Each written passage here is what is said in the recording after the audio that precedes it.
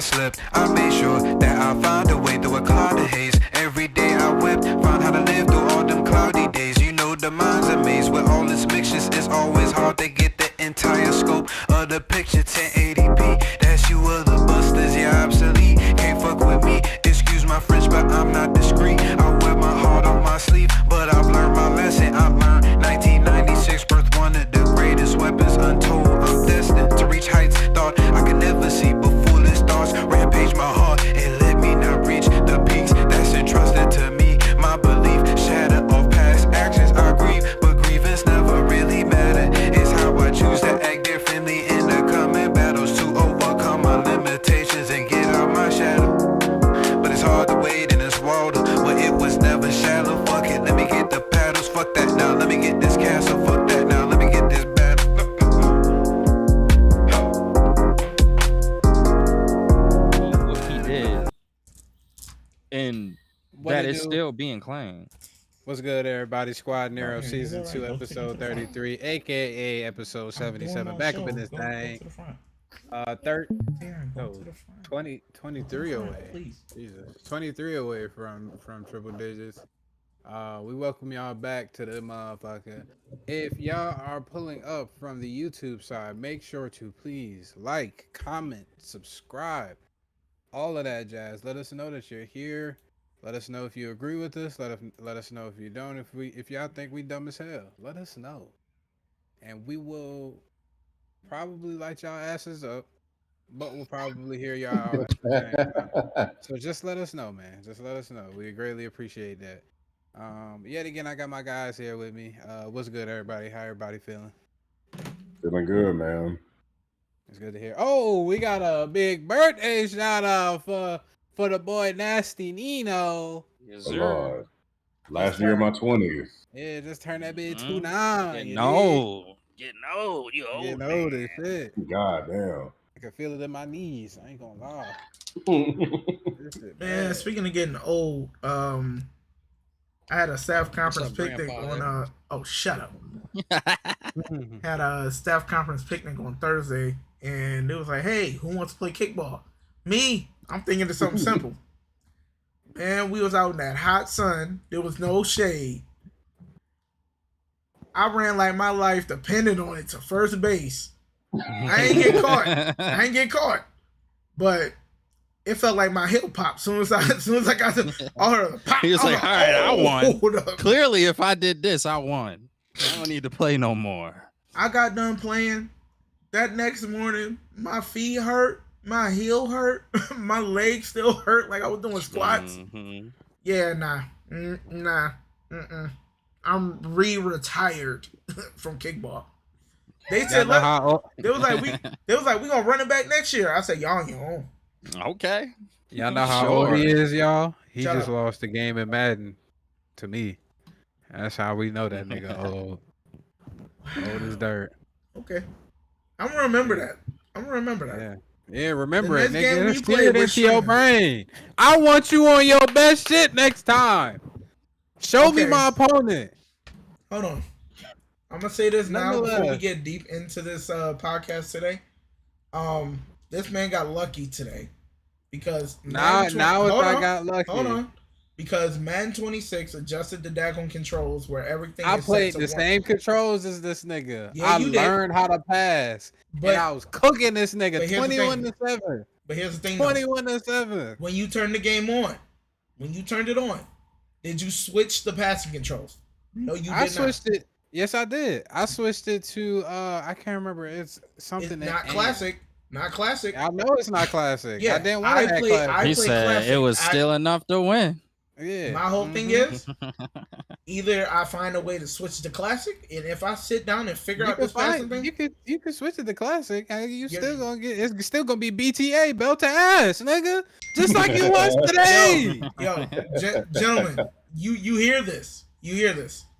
Yeah, they hear it when loud I and clear. when Do I you? mop him by 50, Hey! by 50, when Going I buy him, when I body Mop. him in Madden, okay, when I mop him across Yo, the floor we about to in have Madden, a whole show. It's just gonna be T if he win. He gonna be like, no, Yo, we yo. canceling the Crazy. whole. I don't care about here's the Marvel thing, this I, week, I could y'all. be going crazy on I'm I'm this. gonna say this. Mad I'm gonna at say this now. He got his win today. Good for him. Good for He him. wants to But say it's lucky like so it's like bad the for little him. giant. It's like the little giants.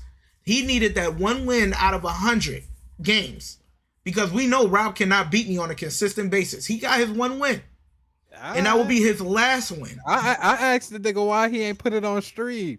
Y'all chat. Ask him why he ain't put it on stream earlier. We could have broadcasted this ass whooping to the world, nigga. To the world, Craig. He The ain't wanna do reason it. why, He wanna do it. because I knew I had to hurry up and get off and get my children a bath before I do this You podcast. could have ended that stream quick as hell. All No. it takes is a click of a No. button. No, because me That's and you the got to only talk thing. after the game, and Oh, I'll we let had you to have your talk. moment, and I'll I'm let you have your perfectly moment. I ain't had to talk nothing after the game. I'm- I said my piece. Hey, I got my dub. I got out of there quick. you know what? Yeah, Just to make made my matters money worse for back you, and then some. Here's the thing. Give me here's the that. thing, Here's the thing. Oh, y'all Next play for time we money? play, no, we didn't. Hell no. Next time we play, because he don't said like we are betting for money, now. because that would have been that moment that he would have got scraped badly. Let's stream it to the game. Put bread I on was it. scared at first. Put bread on it. I don't gamble. You know this. See, Oh, Rob. see. I know. $10 ain't gonna hurt nobody. I don't like gambling. 10. Put an extra 0 on that. That's what I do. If I need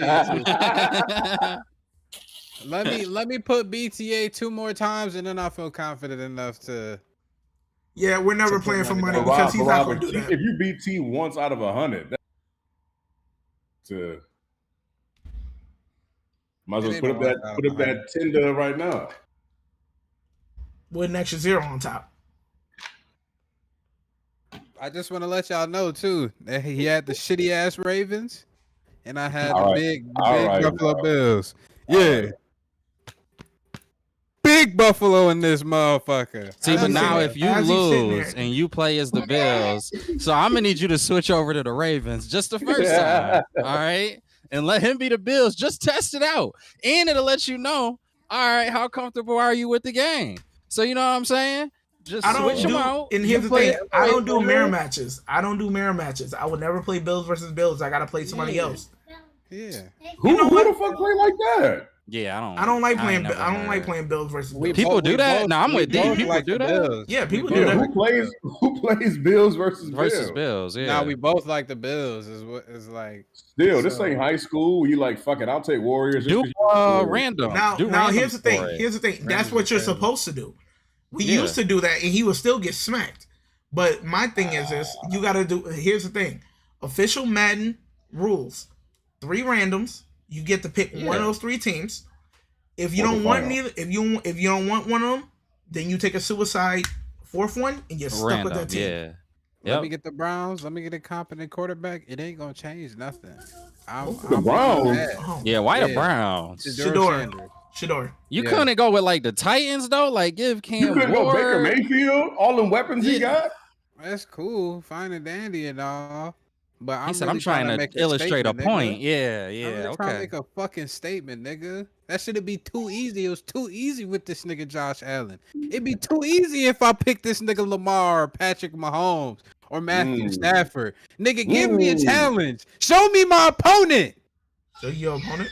Oh, next Show week me about my to be opponent. crazy. And Next we week gonna about to be stream it. crazy. Yeah. Yeah, stream it. You gotta Yeah. stream it. Y'all gotta stream it now. Yeah. Ladies and Nigga, at gentlemen of the world. some point in time, Ladies he and was like, "Why gentlemen you of the stop world. talking? Why you stop talking?" And then I scored 2. Ladies and gentlemen of the world, I had to mute him real quick, but I'm just gonna let y'all know it's gonna be B to A every game we play going forward, and I mean that in the most. He's still egregious- going. Yeah, I know he's still going. That's why I muted him so the world can see. And I mean that with so much egregious nonsense I'm gonna put on him. It's gotta be I'm gonna treat him like my son. We're gonna have a best out of 3, and I'm gonna win 2-0. It might not even get to the second game because I'm gonna beat him so bad in the first one. So it is what it is. Stay tuned. Stay tuned. Earlier, He was telling all the niggas, that nigga Rob don't want to stream it or anything like that. Only to come out that motherfucker with the L, you dig? Fat ass L, you dig? Hey, Daughter in frame. go to the front. These can't be the shows Rob marks. Yeah, What happened, man, D? Yeah, what I you said, say? these can't be the shows Rob be marking for kids. You Yeah, it is. nigga, that fat ass Go to L. the front. Go to the front, please. Rolled that man up and smoked him. Good God Almighty. Oh, that's a great way to start this motherfucker, man. I'm feeling the energy, dog. I'm feeling hyped up. Football season back amongst us. And we got some more, sadly, some juicy details. Not juicy details. Hold on. Oh, Before we get started, I'm just gonna make this quick. As many of you know, last week Niall did see Weapons. Just want to give my quick review. I gave that movie a 9 out of 10. Solid. Love the Pulp Fiction different POVs that they did for the story to keep it pushing. Seeing everybody's where they laid out within the story and how everything is connected, which led to the big grand finale at the end, which I loved how they pieced that all together. The ending, Hey. T, why you giving He- a review? he We already doing- see it yet. Bruh. I'm not spoiling anything. He doing All I'm saying- a spoiler free. It's He doing spoiler-free. spoiler free. But ain't That- who all seen it? Me and Niall, Last but I'm week, being he spoiled. doing his because last week I gave my review. Yeah. On it. So I'm Rob, you making ain't it seen quick. yet? No, he didn't see it. Not yet. But my thing We is, should have did it last. We should do it next week when everybody see it. well, I'm just doing a quick one. I'm not going too Yeah, far deep. I'ma go into back it. I was and just making it elaborate. quick. I'm gonna start spoiling. Like I'm not Mhm. no, I'm not spoiling anything. I'm just saying everybody did an Okay, amazing ready. job. Great story. The ending fire. I like how they got to it. In my opinion, I wanted more, but I had a conversation with somebody and they pretty much laid it out plain for me where the ending is how it's supposed to be, and I'm satisfied with what was laid out. So yeah, 9 out of 10. Fire. Barbarians. He stepped his game up from Barbarians. A lot of people didn't like Barbarian, and Weapons. He did that out the water, and I'm looking forward to him do Resident Evil next, because he said he's about to flip that on his head. I thought he did Barbarian pretty good though. I thought A lot of it people didn't came like to, it. Critical reviews, really. A lot of It people was didn't like mixed. It was a little bit more on the mixed side. Yeah. This was a definite step up to me in regards to that. Like I didn't hate Barbarians, but this was definitely like, You all can see right, the bro. growth. Yeah. Funny enough, the guy that his friend that passed away on the post production of Barbarian, he was an actor in what is the name of that shit? White Guy something. Oh, White Boy Rick. No, it was a show that had like clips like Dave Chappelle style type, Key and Peele style. Oh, I know what you're talking about. It was on what was that shit? What was the name of that nigga's name? What do y'all remember the dude's name? I don't. Who? Bob Saget? Barbarian director. This nigga said Bob Saget. I'm just saying shit at this point.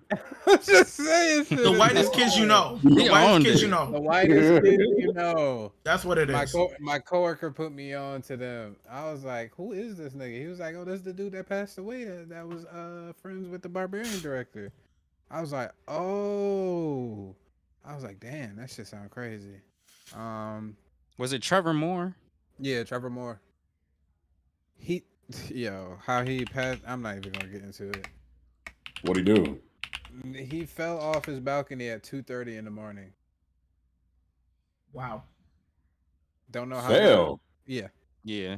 He Come was on, Val. well. I ain't trying to. We ain't got to Yeah. disrespect the dad, but We ain't trying to get flagged. Nope. Not at all. Not at all. All right. Nonetheless, real quick, we talked about fucking weapons.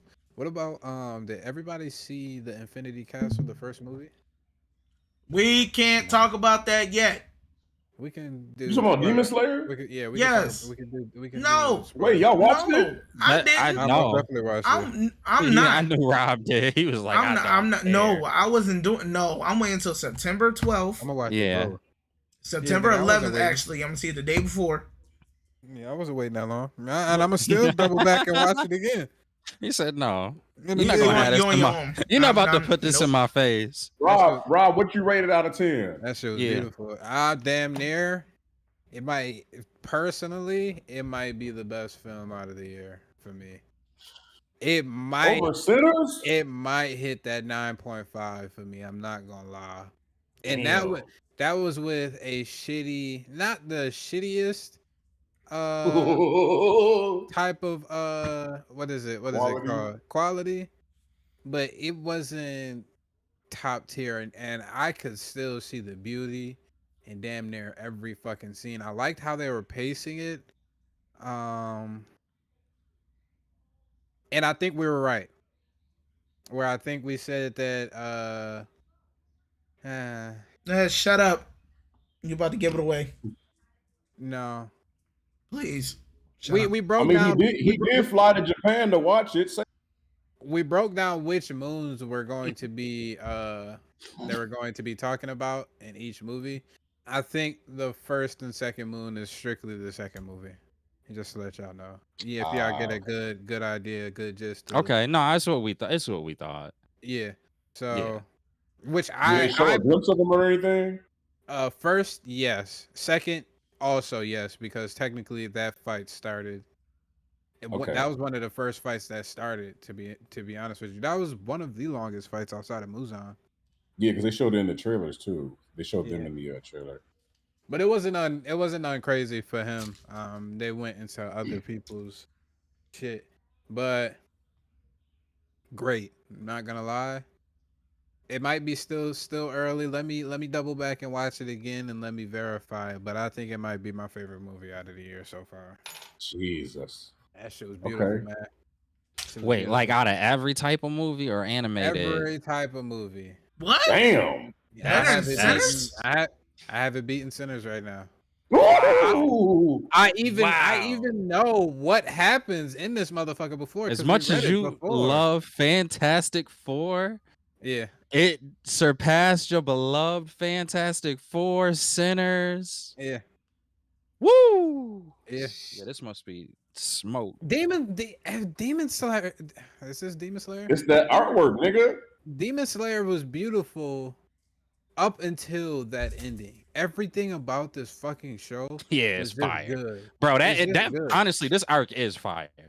Yeah. I'm not letting anybody tell me it's not. It's just to your point. It's just the ending. The Mhm. ending is the part that just put a sour taste in everybody's mouths. But Mid Slayer. And they are doing things where the emotion side of it, I could really like the emotional aspects Yeah, of it was okay. really palpable. you got me I'm ready to really- say I'm this about to be a really okay. 9.5 for me already. I ain't even seen it because I ain't gonna lie to you. I know exactly what you're talking about. It's like there's Yeah. only so much that you could do in like the Yes. manga side of it, but they Mhm. still did a Mhm. very good job of being Mhm. able to convey that in the manga and then being able to draw that out even further, which Mhm. typically happens with the anime, but with Ufotable, Mm-hmm.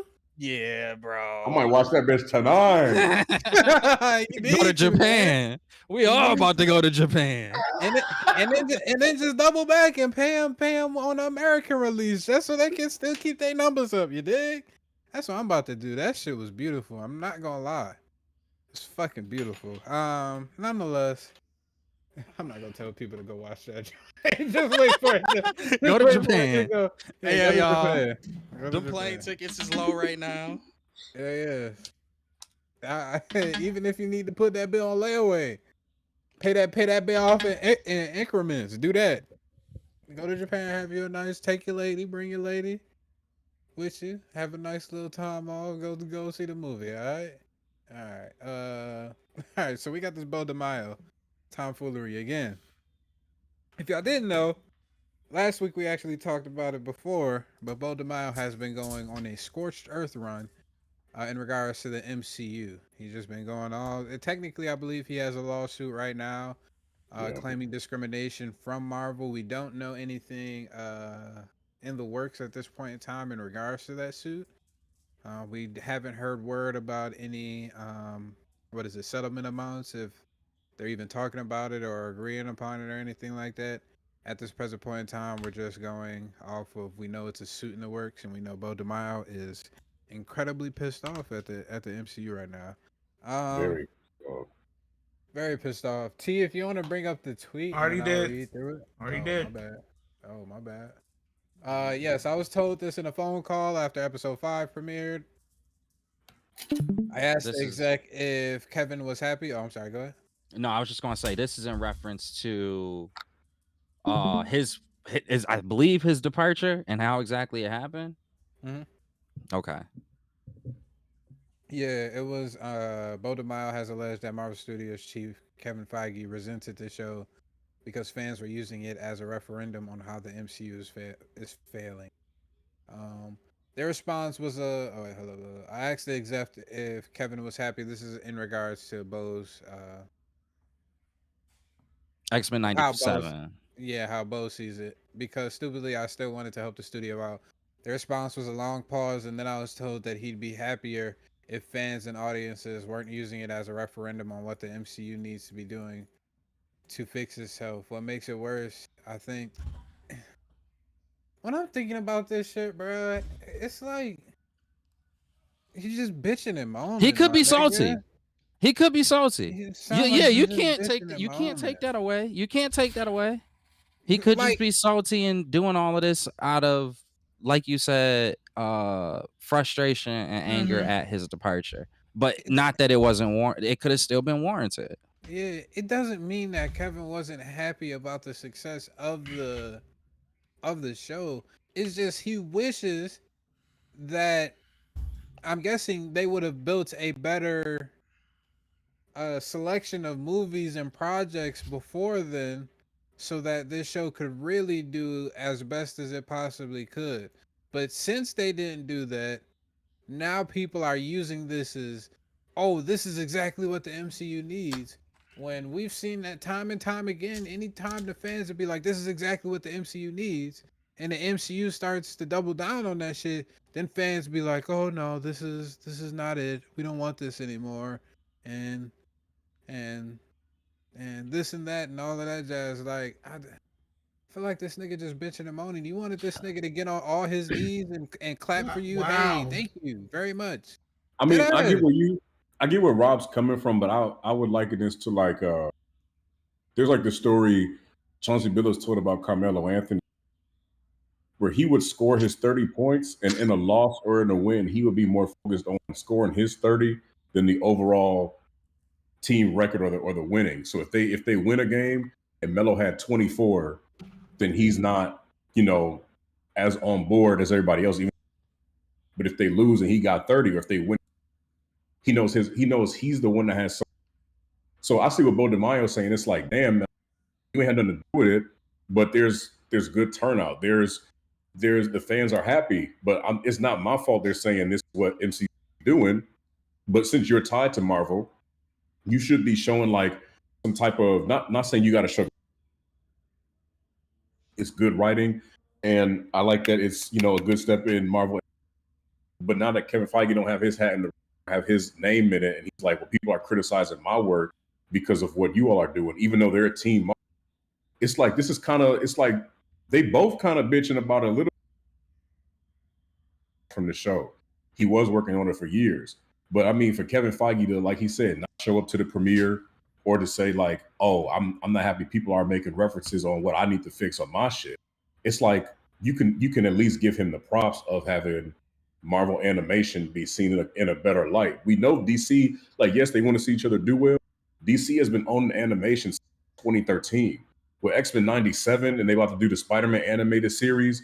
It's like, yo, like Kevin Feige should see, yeah, my but this could be better off for the company as a whole. And I feel like that's some hating shit on both ends, in my opinion. Yeah, I think I'm a little bit more in line with where D is at. I think that there definitely is elements to this where there, like, you could tell that there was animosity, like it built up, not just from one side. but from both sides. And it could have been, sometimes like stuff like that happen when you're trying to make something that's really incredible, is that you just bump heads. Like you just naturally bump heads with whoever is the person in charge and whoever is the lead and creative in the creative space of how the exact project is going to go. You just see it. You see this in not just in entertainment. You see it in a whole bunch of different industries. It's how great things are made. So I do think that it probably more or less aligns in that. And from what Bo DeMaio is saying here, it is very, Rob, to your point, it is very one-sided. So maybe that's how Bo took it, but it wasn't exactly how Kevin meant for it to be. But it is very telling, I think, like, why not come to the premiere? Why not put money up for the closing that they do after a series or a production ends and it's in the phase where it's airing? Why would that be something that, if you the head of this series, would you want to stay away from? Now, it could be in part because of, if these allegations against Bo DeMaio are real and true, maybe that is a simple answer to it, is that's why they wanted to have a little bit of separation.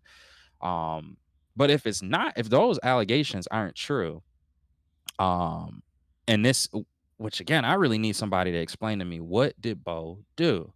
Because it's very confusing for me. Like, I get it's like right now it feels like a rumor has been said about him.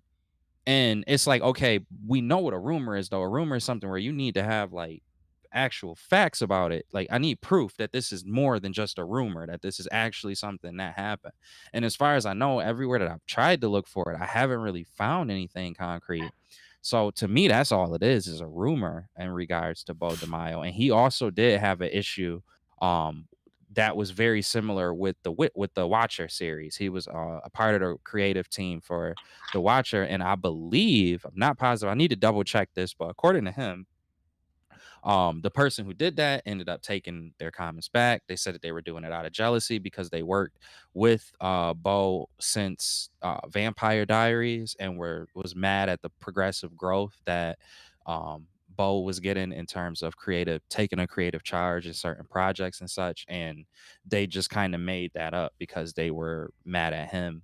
And he had other people who were production leads for the Watcher that actually came out and defended him, which is why people aren't talking about the Watcher situation as much and why it kind of fell into the background.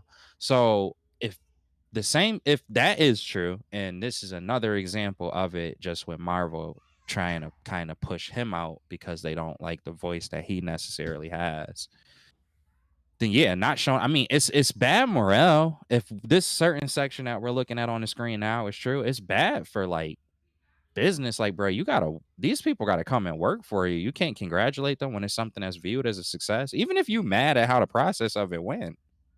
To just be like, yeah, no, I'm not showing up. I'm not paying for y'all to have something that's a tradition. I take it for how creative TV shows and entertainment shows and movies go. Like, if it's something that's like a part of the process and you tell the studio no, or you tell them no, we're not celebrating them, and it's a success, I don't know, that's a little weird.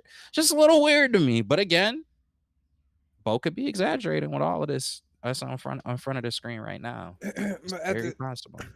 When we bring in the context, though, we look at it again. This is a time where Marvel was stretching Kevin Feige way too thin in regards to all of the projects they were releasing. That's a good point. Do we think that Kevin Feige was really at all of these red carpet events for all of these shows and movies? I like that. Real quick. Do we think that he went for the Secret Invasion red carpet? Had to. Hell no. Fuck no. Let's see. Was he there? Let's see. Do we know for sure, Rob? They said that he's at a lot of the red carpet events, but although all the most things that I've seen was for the movies and not really for the MCU shows. Which again, no funny shit. I didn't even know shows had red carpet events. I didn't know when Bo DeMaio said that shit. I'm like, hey, my nigga, I didn't even know. Yeah, so I didn't even know y'all had a red carpet for no cartoon. Yeah, it's like I don't know whether it's like a red carpet event or if it's more like It's his own thing. I can't remember. That shit was in a hotel lobby. Fuck out of here. It wasn't, but I'm just saying. Yeah. Do y'all feel? And I just want to bring this up. Remember Ray Fisher, the guy that played Cyborg? Yeah. yes. So he came out and was saying that there was a lot of problems with Joss Whedon, and Joss Whedon wasn't a good person. Some people aren't meant for leadership and all this and that. Only support he got was from Jason Momoa. That said, yeah, a lot of shit got serious on set. Boom, boom, boom, boom. They didn't really expound on what. But it's like, bro, I feel like sometimes black people, we the only people that be out the bullshit that be. I'm not saying Bo DeMaio is everything he's saying is true. I'm like, when you look at Ray Fisher, you look at Bo DeMaio, you look at some other people, it's like, yo, we the only ones saying, hey, this person ain't shit and this went on. Everybody else keeping quiet because they're like, yo, this kind of the hand that's feeding us. Or some niggas might be blowing some shit out of proportion. Like Ray Fisher came from Broadway. And it's like, yo, this is not Broadway. This is Hollywood. This is different. Bo DeMaio, you're a writer on an X-Men cartoon. Maybe Kevin Feige is like, okay, good show, my nigga, but this is beneath me. But I feel like a lot of the complaining is not, like Rob said. Now that I'm looking at this tweet, it's like it's a lot of bitching going. A lot of complaining. It's like, my nigga, like, damn. Why weren't you at my release for my show? And why didn't you deliberately say out of your mouth All right. that this was the best shit since sliced bread that Marvel has ever produced? Like, my nigga, shut the fuck up. We get it's a good show. All right. So Secret Invasion, Kevin Feige was there. He was there? Kevin Feige was there. Fuck! Y'all know that TikTok? Was he there for Miss Marvel? Miss Marvel, I feel like he's most likely there for the movies, but I didn't. No, the Miss Marvel TV show. Oh yeah, Kamala Khan and them big old fists. You love Miss Marvel. I can see that. Yeah, bro. I don't disagree with you that like it's very, especially when you only get one side, and the reality is we are only going to get one side because Marvel is not, especially if they're in a lawsuit against Bo DeMaio right now, they're not going to reply to any of this, and likely even beyond the lawsuit, there won't be much comments from Kevin Feige, Lou D'Esposito, or Marvel in general in regards to Bo DeMaio. It's just kind of, he'll be like we just won't mention Kevin Feige's probably like, look, nigga, you making a cartoon. I'm in my office on my knees trying to get Robert Downey Jr. back. Mouth agape. I'm worried about some more other shit. I'm worried about where this shit going after Kang, and you see your drawings of Mystique. Even if I'll give this nigga the benefit of the doubt, because we know again that Hollywood is going to produce a toxic work environment. When you're talking about people's IPs, when you're talking about the passion and the shit people went through in order to get their visions to be heard, of course there's going to be some toxicity. Again, I'm not saying that is good, but it's par for the course for Hollywood and how it's currently situated. One would expect that Ryan Coogler would have had even a worse time than this nigga Bo DeMaio, due to him being so fucking forefront about how he'd like it, and due to him being so well renowned that he automatically generates a certain amount of power when he comes into these meeting rooms with Marvel in regards to how he wants to set up Black Panther. And I haven't heard a peep from this nigga Ryan Coogler about any of that shit. Well, in his defense, in Bo DeMaio's defense, Ryan Coogler, he actually did address that. He said Ryan was backed by, I guess, somebody who was from old Marvel. And now he's back gone. when Kevin Feige was kind of young dog. And yeah, that guy is gone now, but still, when you got, I mean, it does help when you got somebody that's kind of like in your corner versus when you don't. So for Bo DeMaio, he probably likely did see it from the angle of not really having anybody backing him. So a lot of the things that he's saying is more than likely what a lot of people are gonna face as they come in with Marvel, or as they have been with Marvel. Whereas like Ryan Coogler is kind of like same thing. You know, the your boy for I think he was I think he's doing Spider. Yeah, he did change Chi, right? The guy who did Spider-Man Yeah, is doing that's from Daniel Spider-Man. Creighton. Yeah. So there's like even for him, there's a pipeline there. Most people I don't fit. That's through Ryan Coogler. So it's like the people who navigate through that pipeline, whoever that original person was, now Ryan Coogler, that whoever goes to that way, they got a backing where we don't know whether that's true for everyone else. Mhm. So, and that's one thing that is like, yeah, like I get you, we could say like, oh, well, Ryan Coogler hasn't said anything, but he might have had special privileges that other creatives, directors, producers wouldn't necessarily get. And he's coming with something. He coming with Michael B. Jordan. Yeah. At the Give time, me that nigga was a one hot second. commodity. At the So he time, like, I wouldn't even say super duper hot commodity at that point in time. I think Marvel really solidified himself and got him that backing, especially that first Black Panther film.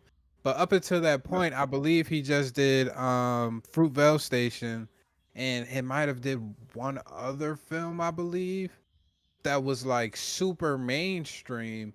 Outside of that, like, to a whole bunch of white people, let's be honest, it was just a nigga doing stories about niggas.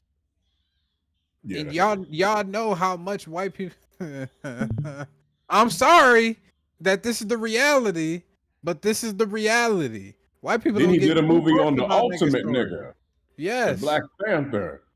Yes. So even at that, when all of the times where we've heard the stories of specific people at Marvel talking about, oh, they felt weirded out because Chadwick Boseman kept his African accent after filming or some shit like that, and all of this jazz, or people didn't want them to have African names in that motherfucker.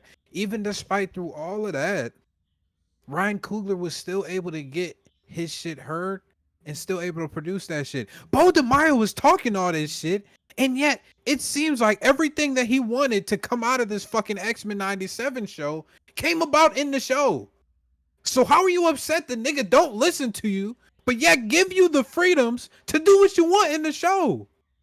I think more what his problem was, it wasn't because he said like I had to fight for a lot of this stuff to be able to be done. It's not surprising. Yeah, I'm not disagreeing with you, but I think what he was just noticing is like he was like, you know what? I think that thing's got to be run a little bit better than what I've seen. We got people that's coming in here and they so scared about how the meeting is going to go. They trying to make baked goods to try to just ease the morale. He like things that you just notice along the process. Even if he was able to get all of the things that he needed, it's like you know how you just notice a toxic environment and you just like, yo, like I'm able to get things done, but this is pretty wild. It seemed like that's what he was going through. I got a rude awakening for this nigga. I was gonna say, bro, because even like at work, like I was saying, like it's shit I noticed where I'm like, yo, why they talking like this? Why is even at my job? Why is a shorty bringing in homemade cookies when the chief growth officer come down because she knows the nigga got a temper and an attitude? That shouldn't be. You shouldn't have to fucking bake Toll House cookies because some nigga got an attitude. And I see Bo didn't make this no race card thing. So I'm like, this might just be for him, but it's like, nigga, you gonna have to answer this. Everybody not gonna greenlight your idea. Like literally going on a Twitter rant. Yeah. No. And I see when he was like Ryan Coogler was going through this and that. Ryan Coogler don't seem like the nigga to get on Twitter and be bitching. He's like, hey, these niggas using African names and accents. Like, this is how it's going. Like, some people just have that type of, I'm not gonna say command that type of respect, but some people just gonna be like, yo, this is it. Niggas like Bo DeMaio's probably pouting around the office, probably texting people on the side, talking shit about Feige. And that's probably what, because I'm like, you go on to Twitter, 40-year-old man, it's like, all right, my nigga, like, you like Rob said, the more I keep talking about this nigga Bo, I'm trying to back. This really is a lot of bitching though. I'm trying to give him the benefit of the doubt, but god damn, nigga. Yeah, it's a lot. Like, I mean, it's not just, and again, we talked about this last week. There was his own series from last week Then another series this weekend. So I definitely do see where y'all coming from. I'm not disagreeing with that. I just think, how sometimes when a person go on a rant, like we oftentimes see this when people are drunk, but like they go on a rant and then they end up saying something where you like, okay, well, hold up now. We can't just walk past that. You realize what you just said? That's what it kind of felt like with a lot of the things that he was saying. It's like, yes, he was ranting, but there is some interesting things in here. Speaking of which, T, I just put it in the chat. I want it more specifically because I know D is very critical in regards to how exactly everything is going to play out in the next saga. And Bo did actually comment on his feelings in regards to how he feels, what he feels about it right now. And I wanted to see if we could kind of go over that really quickly too. Yep, And we right. can probably move on. So help me God, if the next saga if they put Kamala Khan in the X-Men, I will go to Kevin Feige's office. She's gonna be an X-Men. She gonna be an X-Men. She 100% gonna be an X-Men. She's a mutant.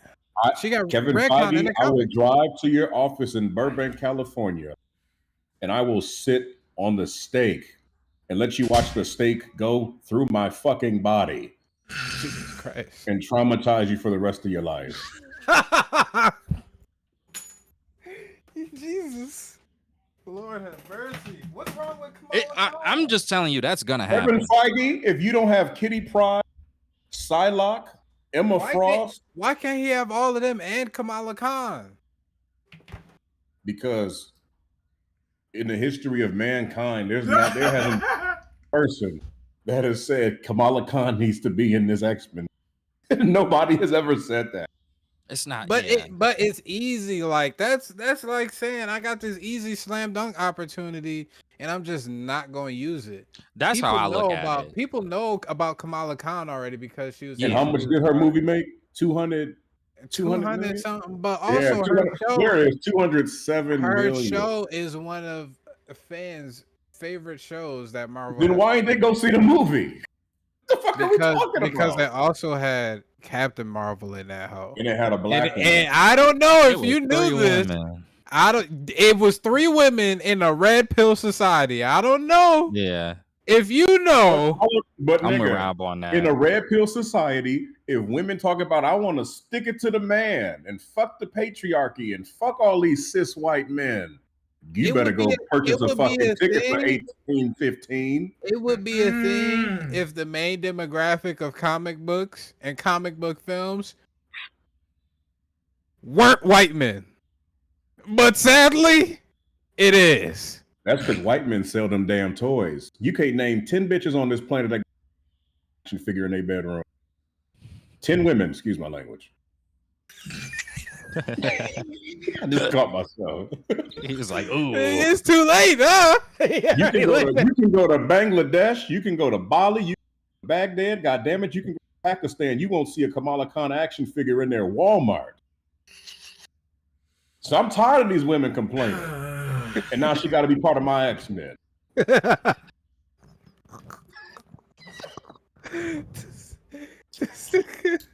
This nigga be crashing out about Kamala Khan, man. Bro, we already got a video. We had her in a... What are we talking about here? Say that again? We had her in that Avengers video game. That ain't shit. Oh, shit. Yeah. Yeah, niggas forgot about that, huh? Yeah. That game was ass in regard. All right, but let's do this. Let's read this. Like, I don't mean to be a hater, but who looks at this and says this is the care and respect and serious thinking that the X-Men characters deserve? Hell, who looks at this and says this is a competent leadership from a studio that is in no way alarming? Kevin is introducing new concepts like adamantium and Mutant Miss Marvel while simultaneously recycling old Fox characters, all before telling us they're going to reboot everything anyways. Like, what the fuck? Like, oh my fuck. It seems like this nigga is just bitching and moaning about the most trivial of things.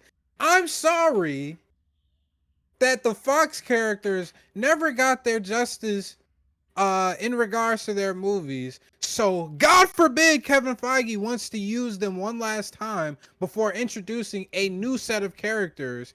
And then making a whole saga revolve around those specific new characters. Like, how am I supposed to take what this nigga Bo is saying seriously when how he's putting it is like, oh, we're just using old Fox characters and then that's it. We're not gonna give them any meaningful things or anything like that. We're just using them just to use them. Like, bro, come on, dog.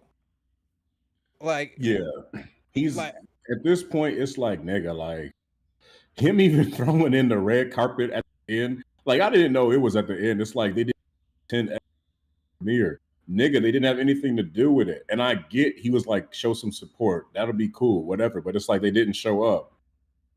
And them introducing concepts, it's like, nigga, like this nigga Bo DeMaio act like he's the only writer. Yeah, oh God. Oh my God. Oh my God. Yeah. Yo. Hey, yo, Elon, delete this nigga's Twitter. It's a whole essay. this nigga's going crazy. Like, are we let me get y'all understanding. And then I'll ask it again once Nile comes back. Are we really upset that they're using the Fox X-Men for the Secret Wars and Doomsday? Nope. You said, are they what? Are you upset that they're using Fox X-Men characters? I mean, what other Fox? What other X-Men? Oh, you talking about? Is they supposed to bring in new ones? No, because we all know after Secret Wars is going to be a reboot. So if they brought in new X-Men, it'll be like, yo, what was the point? Just wait till you reboot it. So yeah, using Fox X-Men characters, and I get what some people saying. Like he might be like, yo, like these killed off like twice. But if you got a multiverse, you might as well just use them and then bring in new people. Crazy thing is, you don't even have to kill any of those niggas off. You could use the main MCU cast to kill somebody off from that way, and it'll hit a lot more harder because that's who we've been accustomed to seeing these past couple of years. Thor, kill that nigga. We could use Thor. We could possibly use Loki. Somebody Loki that has been killed too many times. Probably not Loki. Probably somebody else, somebody who hasn't died as of recently in the MCU. But like, how do you not gonna hit if he die? How do you really expect a nigga? Let's, because from Bo DeMaio's standpoint, it seems like he wants to introduce the X-Men, wrap up the multiverse saga, go in depth about Doom's storyline, and go in depth about Secret Wars, all in the next 2 to 3 years. And I just don't understand how he thinks that shit is supposed to be done. Ain't that what they doing though? They're doing Fox X-Men characters, already established characters, and then they're going to use that to springboard and introduce other X-Men characters, their main X-Men characters going forward. Is what I'm accustomed, or what I'm guessing. What I'm thinking Bo wants is he wants all new X-Men characters because he has such an issue with them recycling Fox X-Men characters. He wants them to bring up all new X-Men characters, give them a backstory, at least sufficient enough to keep people interested in these characters when we introduce them, all while trying to tell Doom's story, all while trying to finish up the multiverse incursion, all while trying to finish up Secret Wars, all while trying to finish up Kang and everything that happened with that shit, all while trying to put all of these fucking mismatched ass projects together to somewhat make sense in the end. Like, I don't think this nigga Bo DeMaio is thinking about how fucking disastrous that shit can be. How disastrous this ending could be. From his thing, if he wanted the X-Men to get flushed out and he wanted like an all new X-Men team, like you wouldn't have to go through origin stories. Like you don't have to really go through explaining much. And it was like we've seen 2 iterations of the X-Men team. So if we do a new one, they would need their own movie, and this would have to connect with Doom and Secret Wars. It's like that would be way too much right now. So like, bruh.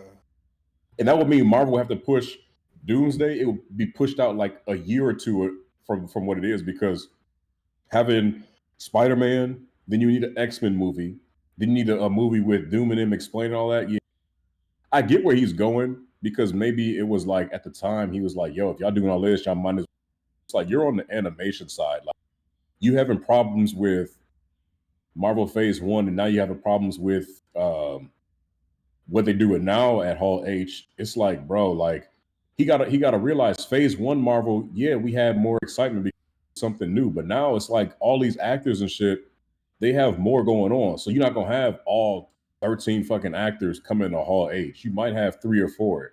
Everybody's schedule's gonna be different. He's trying to have it, I guess, be like how it was in the beginning, but he's doing a bit too much now. And then he's asking for niggas. There's no talk of the actual heroes or characters or story. Nigga, why the fuck would I tell niggas a synopsis of what the fuck we're trying to convey in the movies before we drop the movie? Why in God's green earth would we ever do that?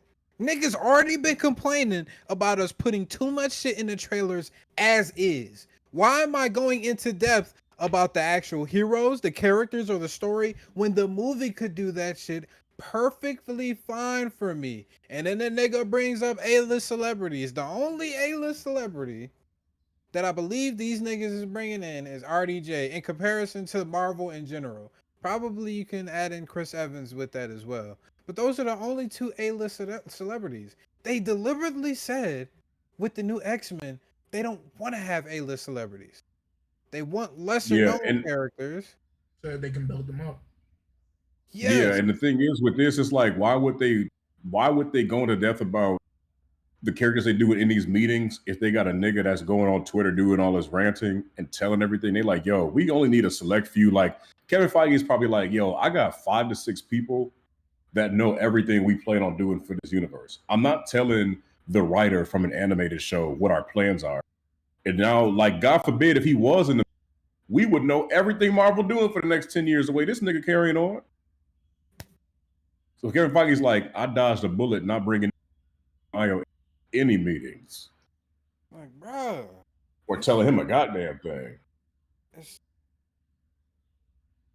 And I'm really trying to be on both sides for this, but Bo just makes it difficult. Bo makes it difficult. He is making it difficult. Like, I can understand your prowess and how you made X-Men 97, all of that jazz. I can understand that, but I can also understand, nigga, you had to deal with one show. This nigga Kevin Feige has to deal with shows and movies and everything else under the sun in regards to Marvel when it comes to its live action properties. I'm sorry, my nigga. I'm sorry you didn't get the recognition that you felt like you deserved. I'm sorry that happened. But god damn it, if it's so much of a problem, why not ask James Gunn for an opportunity at DC? Why not?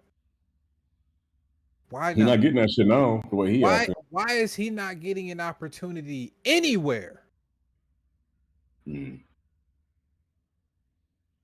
It's like, it's these things where I start to question, like, even another show that I'm pretty sure we all generally like, the animated Spider-Man. Oh yeah, animated Spider-Man show. Oh yes, Jeff Trammell, another black guy, seems to me had no fucking issues in regards to this. He pitched 4 seasons worth of story ideas to Marvel, and it seems like he's had no issues with what's going on at Marvel.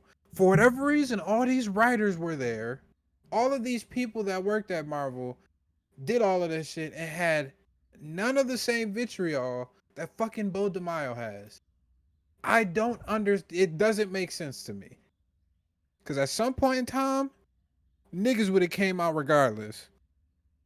It would have been lawsuits. It would have been all of this shit facing fucking Marvel. But yet there isn't. So, I don't know, man. I don't know. I'm trying to give him the benefit of it's hard for me to give him the benefit of the doubt. It's truly hard. Truly hard. I wanted to wait until now. Okay. More to get his. How do you feel, T? Honestly, it's like this. I understand it sounds like he's having a hissy fit with everything that's going on off on Twitter about everything, his time with Marvel and what he had to deal with, pretty much trying to put people on the spot. But at the same time, it's like, You kind of see the wheel still being reinvented by Marvel and Disney. RDJ, he's had his issues. They brought him on to play Iron Man. Josh Brolin had his issues. He still got to play Thanos. Jonathan Majors, he got in trouble. Where's he at? Not back on Marvel. They kicked him to the curb. Bo DeMaio. It don't matter the grade of what it is a person of color has done. It's like they kicked them to the curb with a quickness, with a swiftness. And I can understand why him going on this rant would piss him off, because it's like, bruh, we don't know what he did. We don't. But outside looking in, it's like, he supposedly sent unsolicited sexual based for pictures to a coworker without his consent.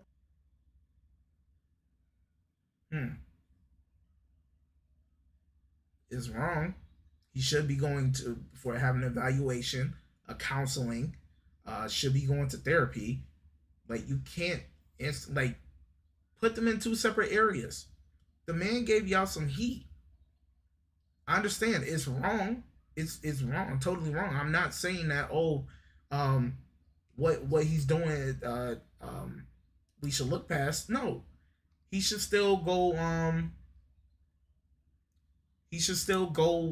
under like the necessary protocol like you would do at a job when you do something like wrong. You know what I mean? Work suspension. Mm-hmm. You can't work on part of the project. Stuff like that. Get pay cut. Like, you can't just. It's like this: when you do something and you go to trial, you're innocent until proven guilty. You still got to go through like the chain of commands. Like, you can't just. Oh, you're done. Oh, you're done. You know what I'm saying? So it's like. It's like, at the end of the day, he's wrong. I am not for what he did. I'm not.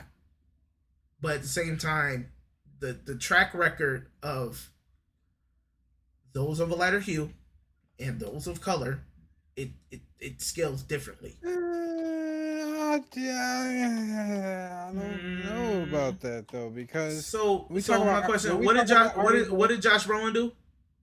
When we talk about RDJ and Josh Brolin, he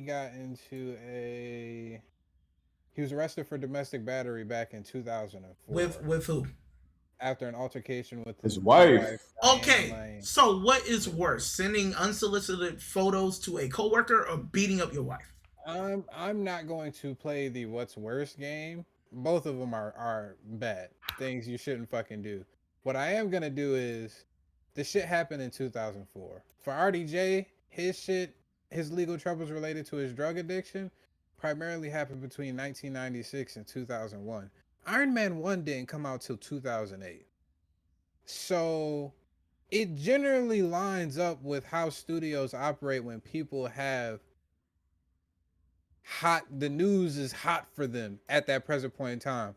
The only difference between RDJ and Josh Brolin is that these niggas did it while they was employed to Marvel.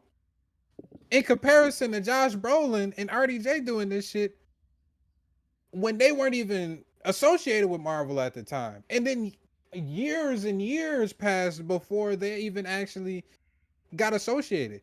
That shit happened with Josh Brolin in 2004. He didn't become Thanos. We didn't actually see him play Thanos until Infinity War, which was 2010s, late. Yeah, well, we see him in Guardians in the Galaxy 20. It's not to say that what they did just wasn't as bad as such and such and so forth. What they did was bad, but they also paid their penance, which I think for the years and years of that time. Jonathan Majors just did that shit. Jonathan Majors did that shit after Quantumania came out. This nigga was fucking. He probably just finished Loki season 2.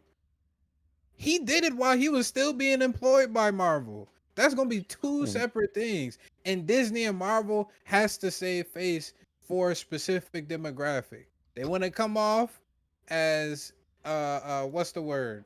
Fucking inclusive for everybody. They want to come off as the cream of the crop in regards to filmmaking companies. And in order to do that, when you aggressively place a white woman into a truck, you're gonna have to get kicked to the curb. When you send your coworkers unsolicited, probably dick pics and other sexual content, you're gonna have to get kicked to the curb. I mean, they kicked James Gunn to the curb after his. So even though I'm not a fan of the nigga, they did do him shady, and they brought up his past. So like Robert is saying, which is crazy. But I'm saying that was like years before he was even hired at Marvel Guardian. Yeah, that's true. And it's like Rob is saying, like they doing this shit while employed. This ain't like you just get out of jail and be. That's on my record, but I'm looking for a job now. That's like you being at work and be like, yeah, I'm gonna go shoot somebody. Your job gonna let you go, nigga. Yeah. Now, okay, I got a question. I'm glad that you brought that up and that you brought up the Jonathan Majors part. With Jonathan Majors, we can't forget, we did see that Marvel kind of waited to see how things played out until evidence kind of came into play.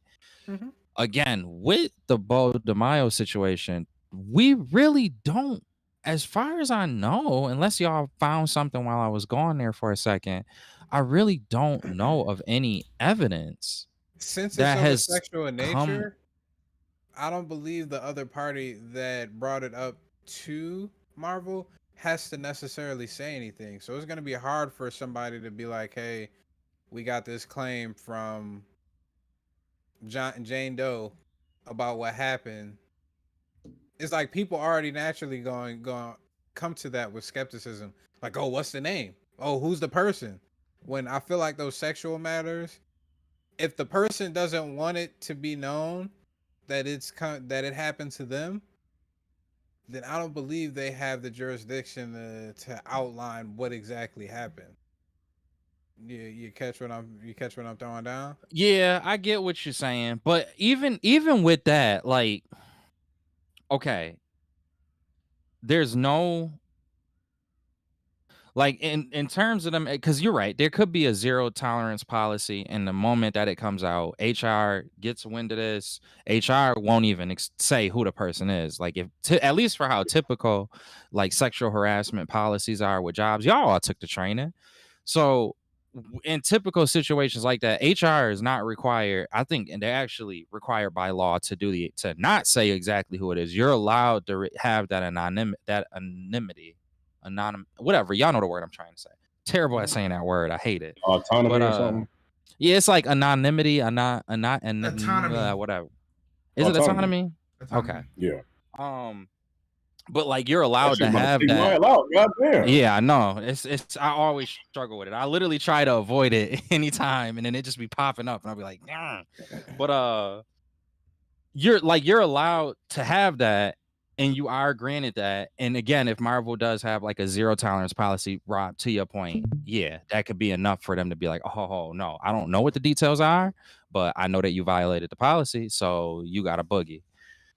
That's why I think there is a huge, for me personally at least, there is a huge investment in seeing how Bo DeMaio's lawsuit goes, because the lawsuit would not only say this is false in terms of the claims that were brought up, and that as well as that Marvel, because it's kind of two-folded, as well as that Marvel tarnished my image essentially, and reporting on and spreading these false claims. So it's kind of switching entertainment sectors for a second.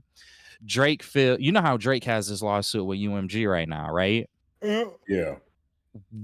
A lot of people are mad at what he is actually requesting in that lawsuit. But what Drake is trying to do and his lawyers are trying to do is they're trying to cover all of the grounds. They're trying to cover the I didn't lie. They're trying to cover the UMG used bots. They're trying they're trying to basically get an answer from UMG in regards to everything. And that's kind of how I believe, even though I haven't seen any paperwork on it, that's how I kind of feel Bo DeMaio is going about his lawsuit with Disney and Marvel in regards to his firing. He's trying to say, not only do I want there to be a clear decision made as to whether I did these actions, but I also want Marvel to admit that they purposely went out of their way to defame me and my credibility with something that they had not verified, not proved, not done any investigation on, etc. So I want to keep an eye on that, because if he were to win that, then it would say that these things that he's saying in regards to how Marvel treated him must have been true. Because if they weren't, Marvel not gonna let him get a come up off that. They could still settle. But what does that say? Like, if it's like one of them Shannon, things where it's like, sometimes settling is just the cheaper route to go. but it also can show guilt. It most definitely like can. if we use the case of Shannon Sharp. But if we because his lawyers probably came to him like, yo, listen, if we really take this shit to court, it's gonna be a long drawn out battle. Probably a multi-year process of battle, which means you have to keep these lawyers on retainer throughout all of this time. That shit is gonna add up immensely. Lawyers talk to their clients about this shit. Like, is it gonna be more cost efficient to go through the trial because of the amount of money that you could win? Because Shannon Sharp in this instance can win back his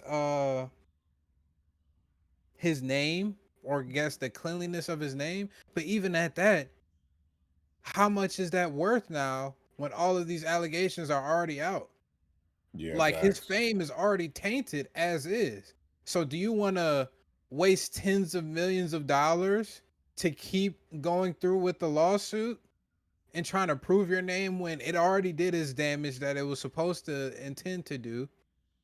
Or do you just want to lick your wounds, pay a set amount, and be done with it right now and not have to worry about stressing yourself about this shit? Based off these tweets though, bro, he seems like a pretty prideful individual. OD. So he might be like, oh, I don't care. He might be on I'm on petty time 3000. He good. And if that is the case, he just wants he might, you don't, because the thing is, we don't know what could come also with that settlement. It could be, I want you to issue me a public apology. If he wins it, you know what I'm saying? Apology? Come on, nigga. He's worse than no, it would be money mom. too. It would be money too, I imagine. But what I'm saying is, and as well as that, what could be weaved into that is a public statement from Disney or Marvel saying, he want that shit from Kevin Feige himself. Yeah, he talking about Kevin Feige. No, he want that shit from Kevin Feige himself. Yeah, I want Kevin Feige to you apologize. See the energy he got? You know what I'm saying? Like, and we were talking about it in the one tweet. He was gone, but where he's talking about how he feels it's not right for them to recycle Fox X-Men characters and everything like that. And me and D were bringing it up. Like, what did you want these niggas to do? Go into depth with new X-Men characters? Just throw them on the niggas? Yeah, I think he a little shady I think that's a little jadedness in regards to his response, and that's why I wanted to see, like, y'all, I wanted to talk about that part, because I do agree. I think that it is a little jaded. I think Rob, I think you brought up this point. I think it's a really good point.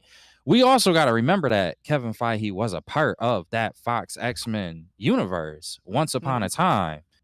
That guy might want to do it might mean something to him to have a 360 moment with these characters, bringing these characters back and having a hooray to them. And for Bo to not be able to see that, or at least not even be able to bring up that point in his argument, it does seem a little like you might be a little jaded in regards to that. You can't understand why they're going in the direction that they're going. Even if you don't like the direction, you couldn't see how there could possibly be a connection there. But I think that's the thing, is I think the reason why Bo DeMaio cannot say that or at least acknowledge that piece is because he has so much animosity around this idea of Kevin Feige wanting to have his name on everything and wanting to be celebrated in this larger level and being, according to him, even though we don't, it's just alleged, but him not wanting, him being Kevin Feige being a little jaded towards X-Men 97 because he couldn't be a part of it and have his name written on it. So in Bo's mind, it's like, probably, I'm not trying to speak for him, but in his mind, there's a possibility that he looks at it as, yes, I could see how the common fan would think that Kevin Feige wants to do a 360 and just have homage to these characters and studios that he was a part of before. But in my experience with this individual, no, I know that this is more of a narcissistic play than anything else. And that's the reason why he can't acknowledge it from a creative level. Not to say that there isn't any creative input that may be at play there for Kevin Feige, but it's just his animosity. His animosity is just on 10. Like, and that's why everything got to be taken with a grain of salt, because when somebody is angry, right, they could just go, you don't know what is the truth. You know what I mean? Unless multiple people are giving you insights, you don't know what is the truth or not. They could just be fuming and saying whatever. But this shit, I mean to cut you off, but this shit kind of like when your girl angry. Yeah. Like it's not, it's like, yo, you talking to her like he just got fired. And he's like, yeah, nigga, but what you did in 2018, like, yo, you got fired in 2022, you bitch. You bringing up some old shit. Yeah, but Kevin Feige didn't come to my red carpet. When hoes get mad, somebody don't come to their birthday. It's like, yo, relax. Yeah, I like, get like your shorty mad at you for. It's like, bro, you taking to Twitter over some shit, and it's like, bro, people you work with don't have your. What the fuck do you think the fans are about to do? We got X-Men 97. They finished the season without you. We got season 2 coming, granted, in 2 years. It's like, you're not the only nigga working on this. This is not going to help you get any other job in like, and you calling out Kevin Feige, like the head nigga. You calling out the head nigga. No other studio is going to be. He's going to hold my feet to the fire and talk shit about me on public webs. He just ruined his own career. That's one of them things where it's like, time will tell. It's a risky thing that he is doing, putting this much energy and money towards this. That's what make me think he gotta know he got like an ironclad case. Cause like, I don't disagree with y'all. We don't even know whether this is something worth fighting, and he's still fighting it. And it's not necessarily pushing his career along, fighting it. There hasn't been, as far as I know, I don't know of anything else that he's been picked up on, anything else that he's been a part of. And that also is the point as to why he might be fighting it, because he might have got blacklisted from this. And he's saying, I can't get blacklisted when I just kind of broke into Hollywood. Not just broke in, because he did the originals. He worked his way up in Hollywood. If he get blacklisted, he like, there's no way I could do that. And that might be leading it. But I also think he must know that, like, I'm gonna win. As long as I take the lawsuit to court and it's heard, it makes me feel like he knows something. Like, he knows he's gonna win.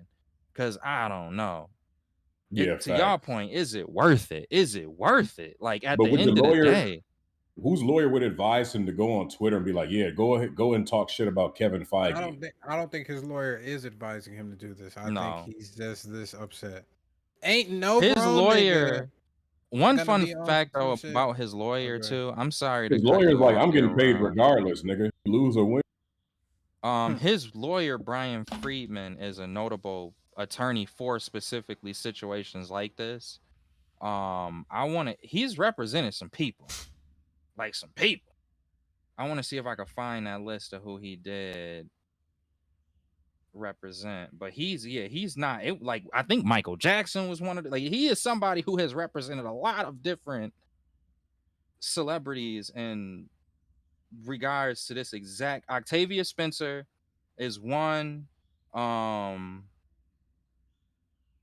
what was another one? Megyn Kelly from NBC when she was fired.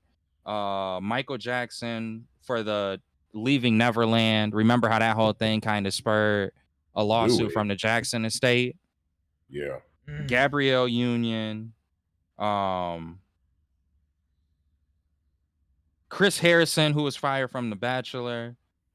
That whole debacle, that was a whole thing. So a lot of people who have been and then Justin Baldoni most recently.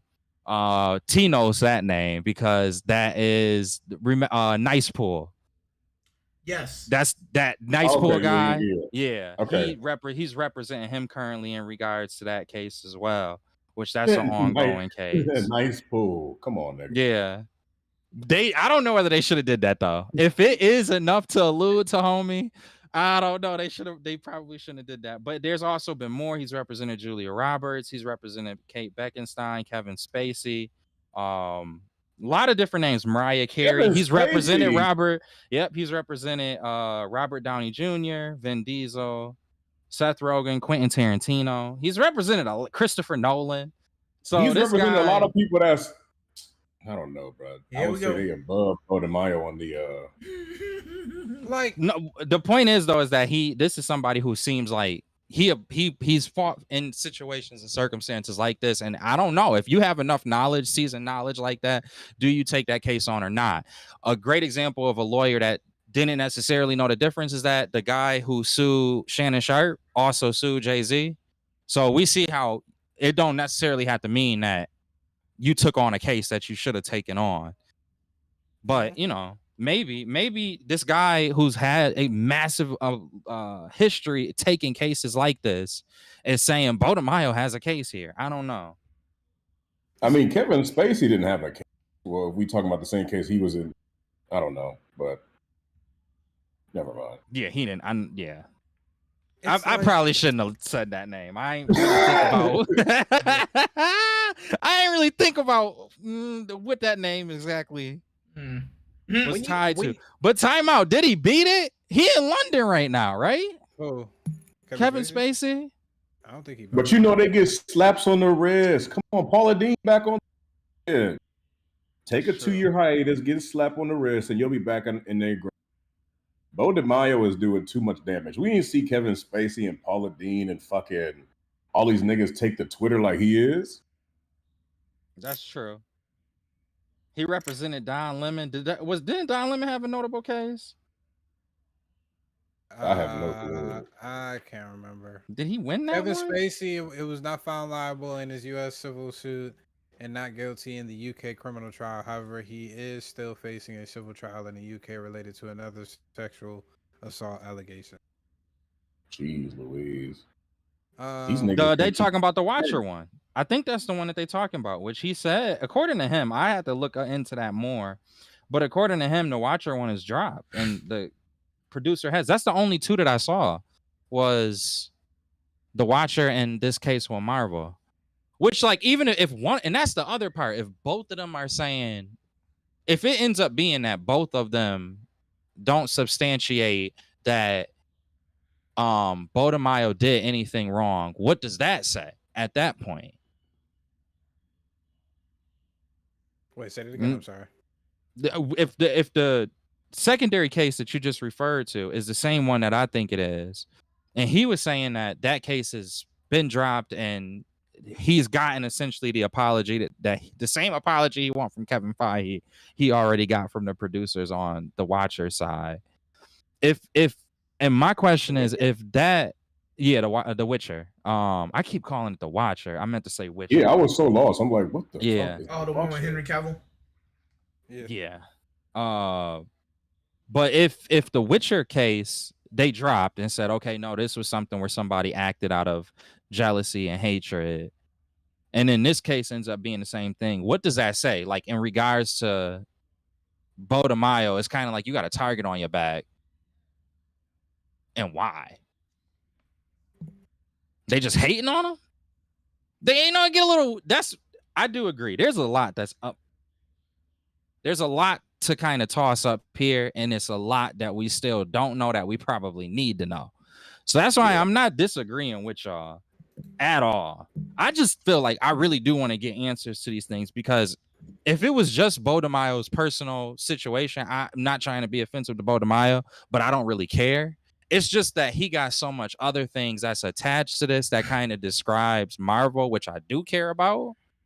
And if one can give me more answers on the other, then I would like to hear what those answers are. I like to know for a fact, is he just doing this out of hatred and animosity towards Marvel, or is he right about what he's saying and there's a really big toxic problem at Marvel? And this is, and then we can end off after this, unless somebody else has something to say. When you really parse through all of the fucking tweets this nigga Bo DeMaio has, there'll be some tweets where you read and you be like, nigga, what? Somebody responded to him about what was it? The party that they did after X-Men 97, a rap party that they did, and he was pissed that Marvel didn't back it or anything like that. Somebody commented on him like, were you targeted because you made what many consider the best MCU show on Disney Plus? Which is arguable. While Feige's Parliament had no say in X-Men, the MCU had been so mediocre lately, but it used to be epic. How did Marvel manage to deliver so many great films like Iron Man, The Avengers, Winter Soldier, Doctor Strange, Guardians of the Galaxy, Civil War, Infinity War, Endgame, and the Spider-Man trilogy? What allowed them to produce such consistently good movies, and what changed that caused the decline into so much slop? This is Bo DeMaio's response. I got the sense that this was absolutely the case. Look at those successful movies. The thing they have in common is not Kevin. It's strong directors. Nigga. What? Yo, this nigga, yeah, he's never worked. Nigga. What? Well, okay, time out though. Which ones did he say as an example? He said The Avengers, Iron Man, Winter Soldier, Doctor Strange, Guardians of the Galaxy, Civil War, Infinity War, Endgame, and the Spider-Man I don't know what trilogy. I feel like Kevin. I don't know for a fact how much Kevin Feige was involved in these movies, but I would believe that Kevin Feige was involved. It's too many movies for niggas to just be like, the head nigga in charge had no say in the direction of any of these movies, when we know for a fact that in the first 3 phases of Marvel, Kevin Feige's imprint was in every single Marvel film that fucking came out. So how is he coming to the conclusion that Kevin had absolutely no say in it? It would be different if he said, yeah, Kevin did have his ways that helped produce these good movies in the beginning, but for whatever reason, the creative choices that he decided to make recently just wasn't working. I'd be 100% in this nigga corner, but the simple fact that you're so obtuse for giving this nigga Kevin credit for anything means to me, my nigga, it sounds like you're just bitching a lot. Yeah, but he could know more. I mean, that's the reason why I don't want to discredit this him, is he because could know more. Mm-hmm. Also, he could know more, but at the same time, it's like it seemed like he was trying to attention. Like when you know how you around some people and they just be talking loud just to make sure somebody hear them. It's like, yo, like you think Kevin Feige ain't have his? He's the executive producer at Marvel. Yeah, he for that's where it's like, all right, bro. Like, come on, bro. He oversaw all these movies. And to say they had strong directors, it's like, bro, like Kevin Feige was still at all these. These he named major projects. Yeah. I'm not gonna sit up here and act like Kevin Feige didn't have his eye on fucking Avengers, Winter Soldier, Avengers, Avengers, bro. Like, come on, Winter Soldier, Civil War. Like, which the last movie came out in the last 2 fucking phases after Endgame. Like, what are we talking about here, my nigga? This is around the same time you was giving this nigga Kevin shit for not listening to your dumb ass. But yeah, I'm supposed to hear you. Like, yeah.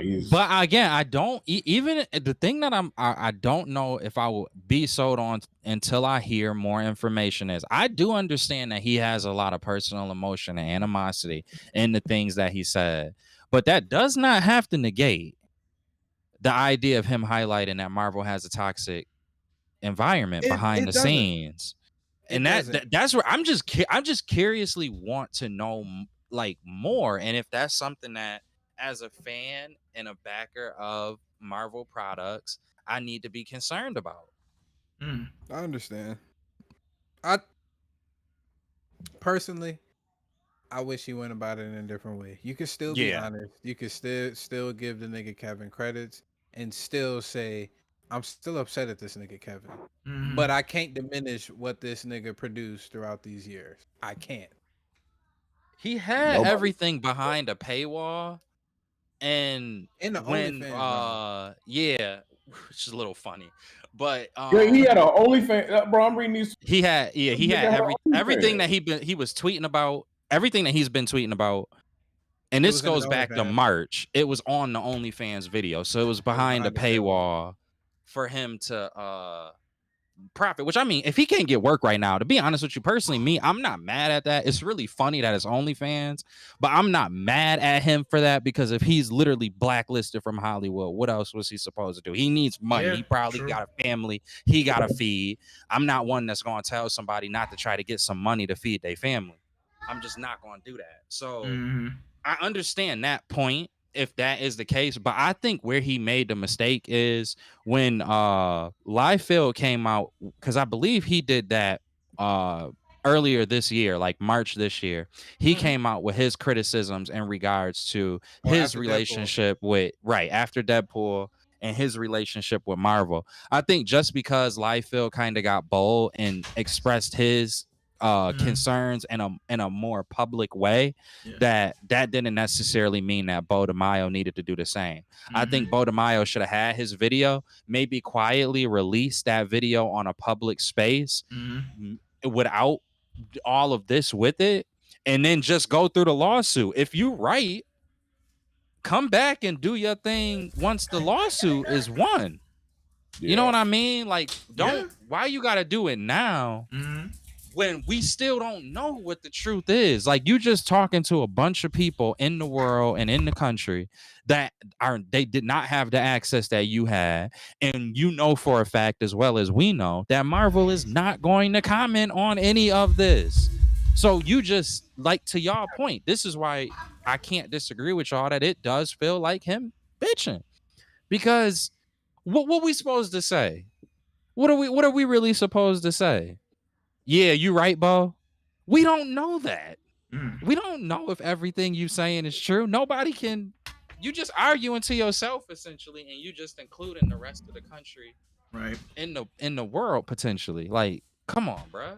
But at the end of the day, he acting like if he gets Kevin Feige fired or something, he's gonna take over MCU. No. Oh, he's never coming back to Marvel. If he think that, then I think he gonna lose his case. Cause if you thought they about to say, oh, my bad, we gonna fire Kevin and put you in place, you boo-boo the fool for real. They so don't. The best thing he could do is try to get in the good graces of DC. I think he should go to DC. He is extremely talented. He is extremely talented. I think if he were to just go over to the way that James Gunn seems like he's being with creatives, at least from what others have said, which is not a lot to go on, but it has been positive things that I've heard from people in regards to working with James Gunn. He's bringing creatives in. He's not mad at a lot of the things that Bo DeMaio was complaining about Marvel not doing. It does look like James Gunn is doing with DC. They're bringing actual creators in that have written these stories that are still alive, and they're having a lot of creative input. They're including committees where committees can be included. They're doing a lot of things that he seems to be more in line with. So I think he should just go and try to make a pitch. If he wants to make, he did X-Men. The X-Men has black characters, but it's not like he has to go in a black focus. He could say to them, look, if y'all don't have anybody for Teen Titans right now, let me do a Teen Titans. Or even if y'all don't believe in me, let me start with an animated segment. They only have like 2 or 3 things slated right now. And if they gave this man Teen Titans and do a continuation of what we were given on Cartoon Network, bruh, just like he did with X-Men 97, Yep. DeMaio would kill that. He would kill that because I feel like Slade would be going crazy. Bro. Yeah, Robin he's a would comic really, book nerd. and Robin would be having some real mental issues, like he did that episode when he thought he was fighting Slade that whole time. Mm-hmm. Oh my goodness! Give me a let him remake that episode. That would be. I think that's a fantastic idea, and I think honestly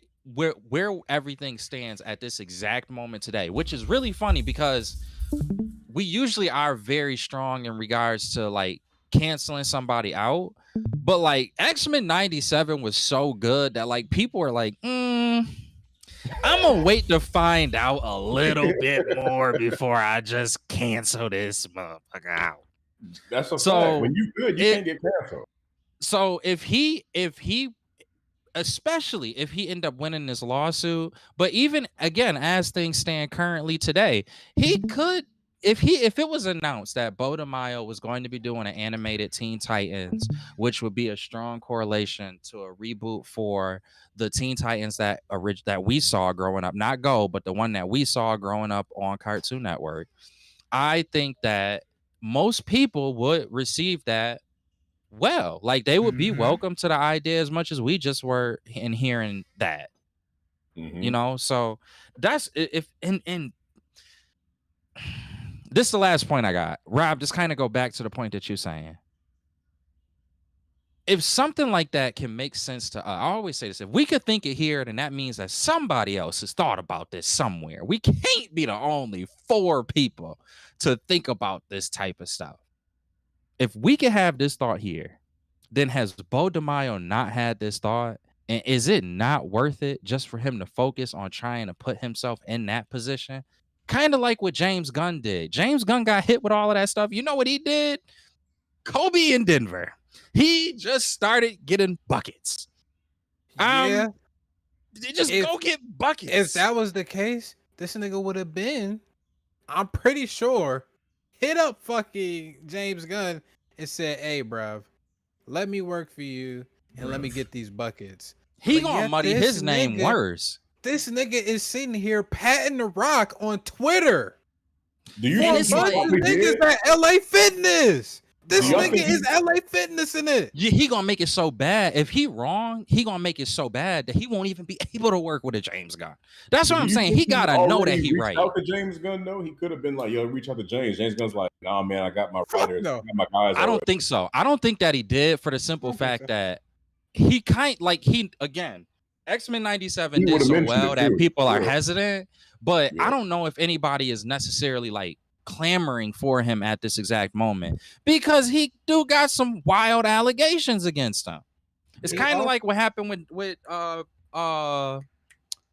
Jonathan Majors, bro. They made a whole movie with Jonathan Majors, put mad money behind it, and then dropped the movie. Dropped a completed. I never heard of that before. They dropped a completed movie. Wait, what movie? And then like, what was it? Tubi picked it up. What movie are you talking about? I can't remember what movie it was, but I know. Yes. No, that was still in theaters. Yeah, but the original studio dropped but it. It took years for them to release. It took like another year or two. Yeah. It took another year. So it's the same studio that released it. That is the one that made it, or did somebody else buy it? I can't remember, to be honest with you. Because what I heard might have been a rumor. It might have been a rumor and not exactly the truth. But yeah, they did wait. You know what I'm saying? Like, so with Bo DeMaio, it might be one of those things where people just like, listen, bro, I need something else to come out about you that's in a positive light as opposed to where you stand right now. So if I was him, I maybe wouldn't have talked to James Gunn at this current moment, because why would I want to get a no when I could possibly get a yes once I get past all of this stuff? True. Also, in one of the tweets, somebody asked him, what IP would you love to work on? Nigga brought up Bond, Tomb Raider, and a lot of DC projects. So he gotta go to if he go to DC look like they in a good place. I'm not gonna lie. I never thought I would have said that. You told me I would say a year ago, is DC gonna be in a good place with James Gunn? I would have been like, I don't think so. I think I did say that. I'm pretty sure I did say that. And here we are in 2025, and I'm like, bro, I don't know. More things need to come out. I'm gonna be honest with you, D. I don't think you're gonna really be like DC for a while. Oh, I'm but not. But I do think that like something is gonna surprise you in this stuff that's coming out. Yeah, I do think that. I do think like it's gonna be something where you like, bruh, I didn't think I was gonna like this, but they kind of smoked it with this character. I didn't even want to see this movie with this character. You think it's gonna be Clayface or something? Maybe. Clayface is coming out. Maybe. Like, I'm seeing like Reddit posts and everything where other people fucking Jake Schaffer fucking produced Agatha all along in WandaVision. Fucking WandaVision was Kevin's idea supposedly, and Jack executed it, and she called it Kevin's baby. Agatha was hers though. She said she kept writing Agatha in the projects until Kevin finally gave up and gave her a show. This is coming from another writer who sounds like had the same type of issues that fucking Bo DeMaio was having, but yet she kept being persistent, and eventually Kevin Feige gave in. It sounds like a nigga is just trying to make sure that they produce something worth salt instead of just saying yes to fucking everything. Well, I don't know, Rob. That's different. That was some shit that was under Kevin, so he had to be a little more stern on her shit though. What do you mean? That's directly from that's Agatha. Ain't that Disney Plus? Yeah, bullshit? yeah, yeah. That's so he gonna have to be on her like, yo, look, WandaVision, my shit. Agatha gonna have to make some noise, bitch, before I just give you the green light. Bo DeMaio shit is like, okay, it's nigga, coming from another property. That's still under Disney Plus. It is, but it is also coming from like previous material. Yeah, like you making a continuation of a series from the 90s. You got people in their 30s and 40s that watch this that already know the backstory, and it's gonna bring in some kids, whatever. I'm working on some shit where I got a Disney on my ass because they need 25 TV shows to come out before 2030. And you over here bitching because I ain't come. What I'm saying is, it seems like Bo DeMaio just feels like Kevin just allows these niggas to just do whatever, and he's supposed to just accept it. Oh, you're using comic book material and want to bring a 1-to-1 envision of the comics. Yes. Oh, you want to do this and make Spider-Man fucking shoot real webbings from his butt. Okay, yes, go ahead. Like, it's almost as if Bo is talking as if Kevin is not supposed to be the basically showrunner over all of the writing staff, and as if this isn't his vision for the MCU that we've been looking in since the fucking first Iron Man. Yeah, it's like, yo, I am the boss. But I mean, like, to Bo's point, it'd be some shit like, okay, why is this shit happening now? Like Michael B. Jordan pointed out, why is Black Panther coming out and having an all-black cast and crew when y'all never do that shit? All of a sudden, y'all find black writers, y'all find this. Like, it's like some shit that they do where he's like, a lot of people have come out and said, okay, some shit at Marvel ain't what it seemed to be. Y'all wait till Black Panther to have a black writer, to have black sound effects people. And then to Bo's point, I mean, I'm glad he ain't race car. I'm waiting on it. But it's like, I don't know. I don't know, bro. It's so, yo, because he you can tell this is one of them people that can speak. He can speak. He can speak. He a writer. Don't get it wrong. Because he did such a great job in a way of keeping you confused. Yo, what happened? I froze. What happened? No, I just said we can't forget. Like, you can tell he can speak, and he is a writer. And that's what I think he did a good job with here is like, there's certain parts where you could maybe say this is conflated for raw emotion and animosity. And then there's other points to it where it's like, this could just be like general critiquing, not necessarily something where you hold an animosity out. And he kind of blended like both of those things into his rants to where it leaves you really confused. Like none of us really know. We like, man, is he just being petty or but then he got this one point here where this sounds like a fair critique of a studio. I don't know. It's all over the place. We shall Yeah. see. We shall see. If we start to see, because I mean, I'm not gonna get too much into this motherfucker. Like we've seen, this is probably the best year Marvel has had in regards to just the quality of films that we've had in quite some time. So Yeah, I agree with that. It's hard for me to look at this nigga Bo DeMaio statements and act like these past couple of movies are doing the same thing that Marvel movies have done in this previous phase, and it's just not. Do we think that Fantastic Four is the same type of quality as Quantumania? No. Yes. Do we No, think that's come on. do we think that Thunderbolts is the same type of quality as Quantumania? No. Do we think that those two movies, fuck it, add in Captain America: Brave New World? Do you think it's the same type of quality as the Marvels? Who saw the Yes. Marvel? I'm not gonna lie to you. Yes, I want to use Marvels. I would stay with the Quantumania because that movie was. If you put it up against Quantumania, yeah, I'm with you. Captain America 4 was better. Absolutely. You don't think Captain America 4 was better than the Marvels? I think it's about they on like the same level. Oh, yeah. Like, bro, going back and looking at it, the movie is all over the place.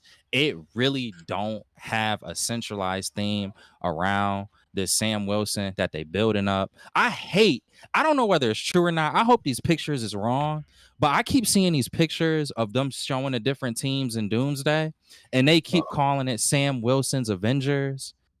I hope that is not the final name. I swear to you, I hope that's not the final name.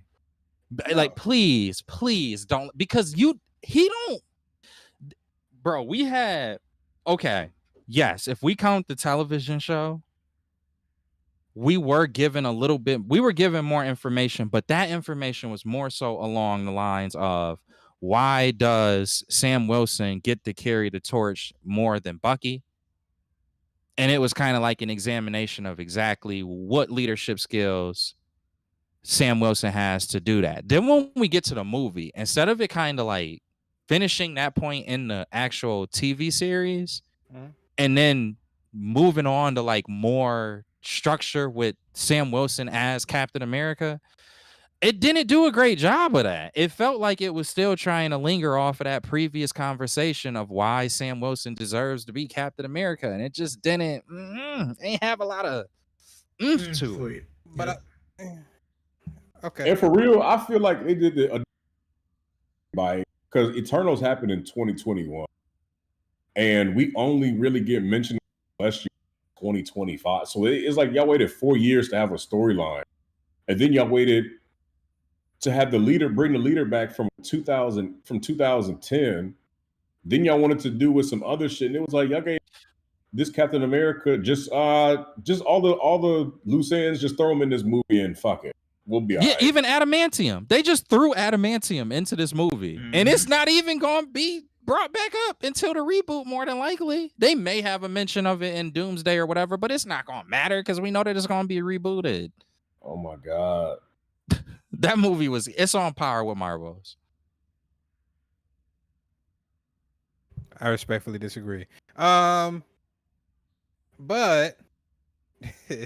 staying on I didn't hate Marvel's, to be honest with you, as much as everybody else did. Like, it wasn't a great movie, but it wasn't bad. And that's the same way I feel about Captain Marvel or Captain America: Brave New World. It wasn't horrible. It wasn't. Quantumania was terrible. I hated that movie. That's why I said I wouldn't put it on that level. But Thor: Love and Thunder, I hated that movie. I wouldn't say I hated Marvel's more than I hated Quantumania or Thor: Love and Thunder. I think Thor: Love and Thunder was the movie we probably hated the most equally. Yes. Yeah. Kang was a saving grace in Quantumania, even though it was. Bro, that nigga was good. He was great. Yeah. He was great. I was like, yo, this Kang nigga is actually pretty decent. Then at the end of the movie, the fight with him and Ant-Man. Okay. he should be putting his foot through Ant-Man's chest right about now. And then he just fucking loses. Oh God, Yeah. Keeping up with the Marvel, and then I think we can get out of here after this. This doesn't really help the situation, especially after Bo DeMaio. But I actually sent the article in the Discord.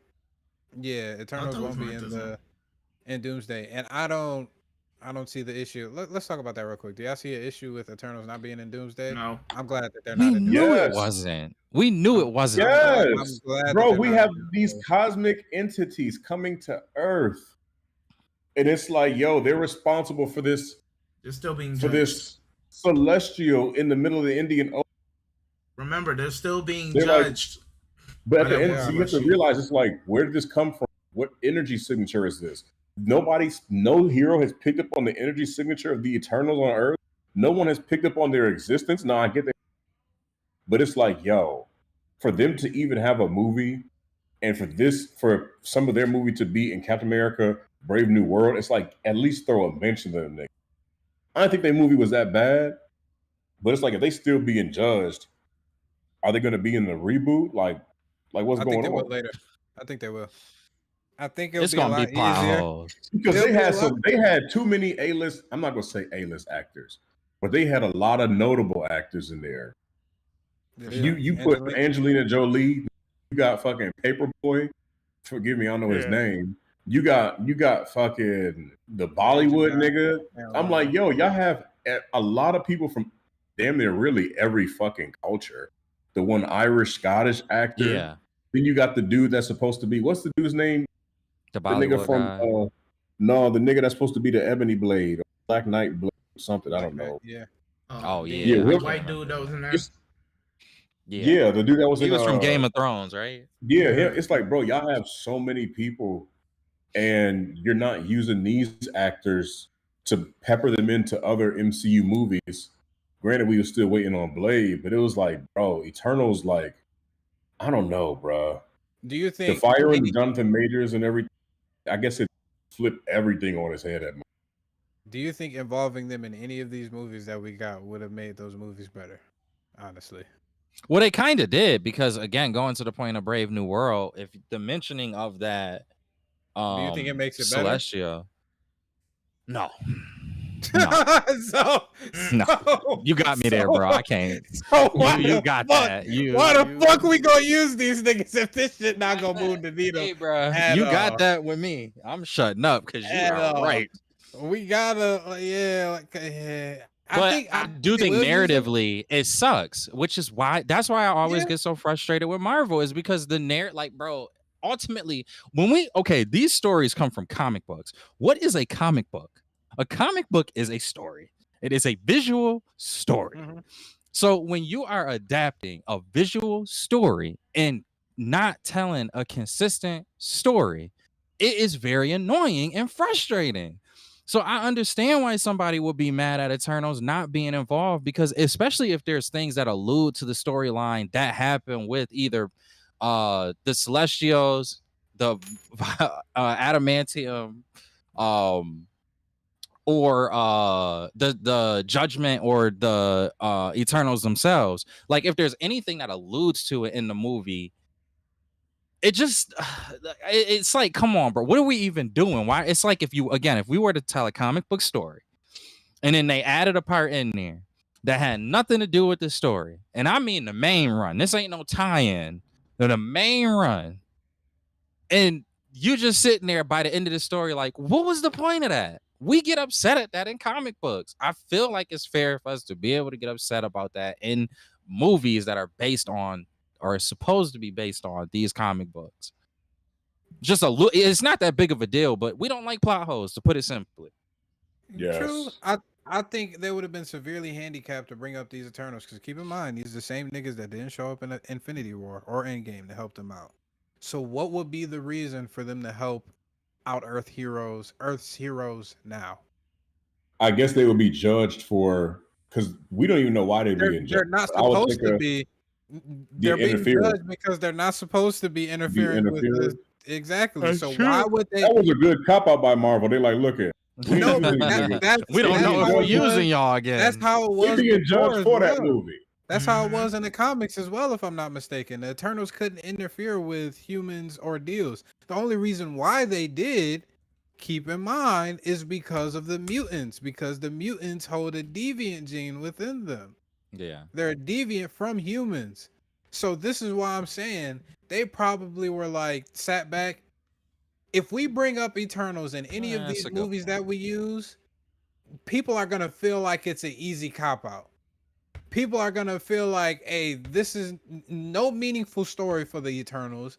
Nothing to actually push forward their character development. Nothing to actually help us understand these characters more. They're just using it for a cop out. And then on top of that, people would be like, well, if they could come help Earth's heroes, again, why the fuck did they not help them when they were fighting Thanos and half of Yeah. Which all we life like in to the your universe? point, we already got the answer for that. Yes. So why Yeah, would why they didn't use they these help? niggas? They suck. Honestly, like for real, the Eternals suck because to Rob's point too, I'm thinking about the at least Jonathan Hickman's Secret Wars. Were they in that? No. They suck. They weren't there for the Infinity Wars as far as I remember.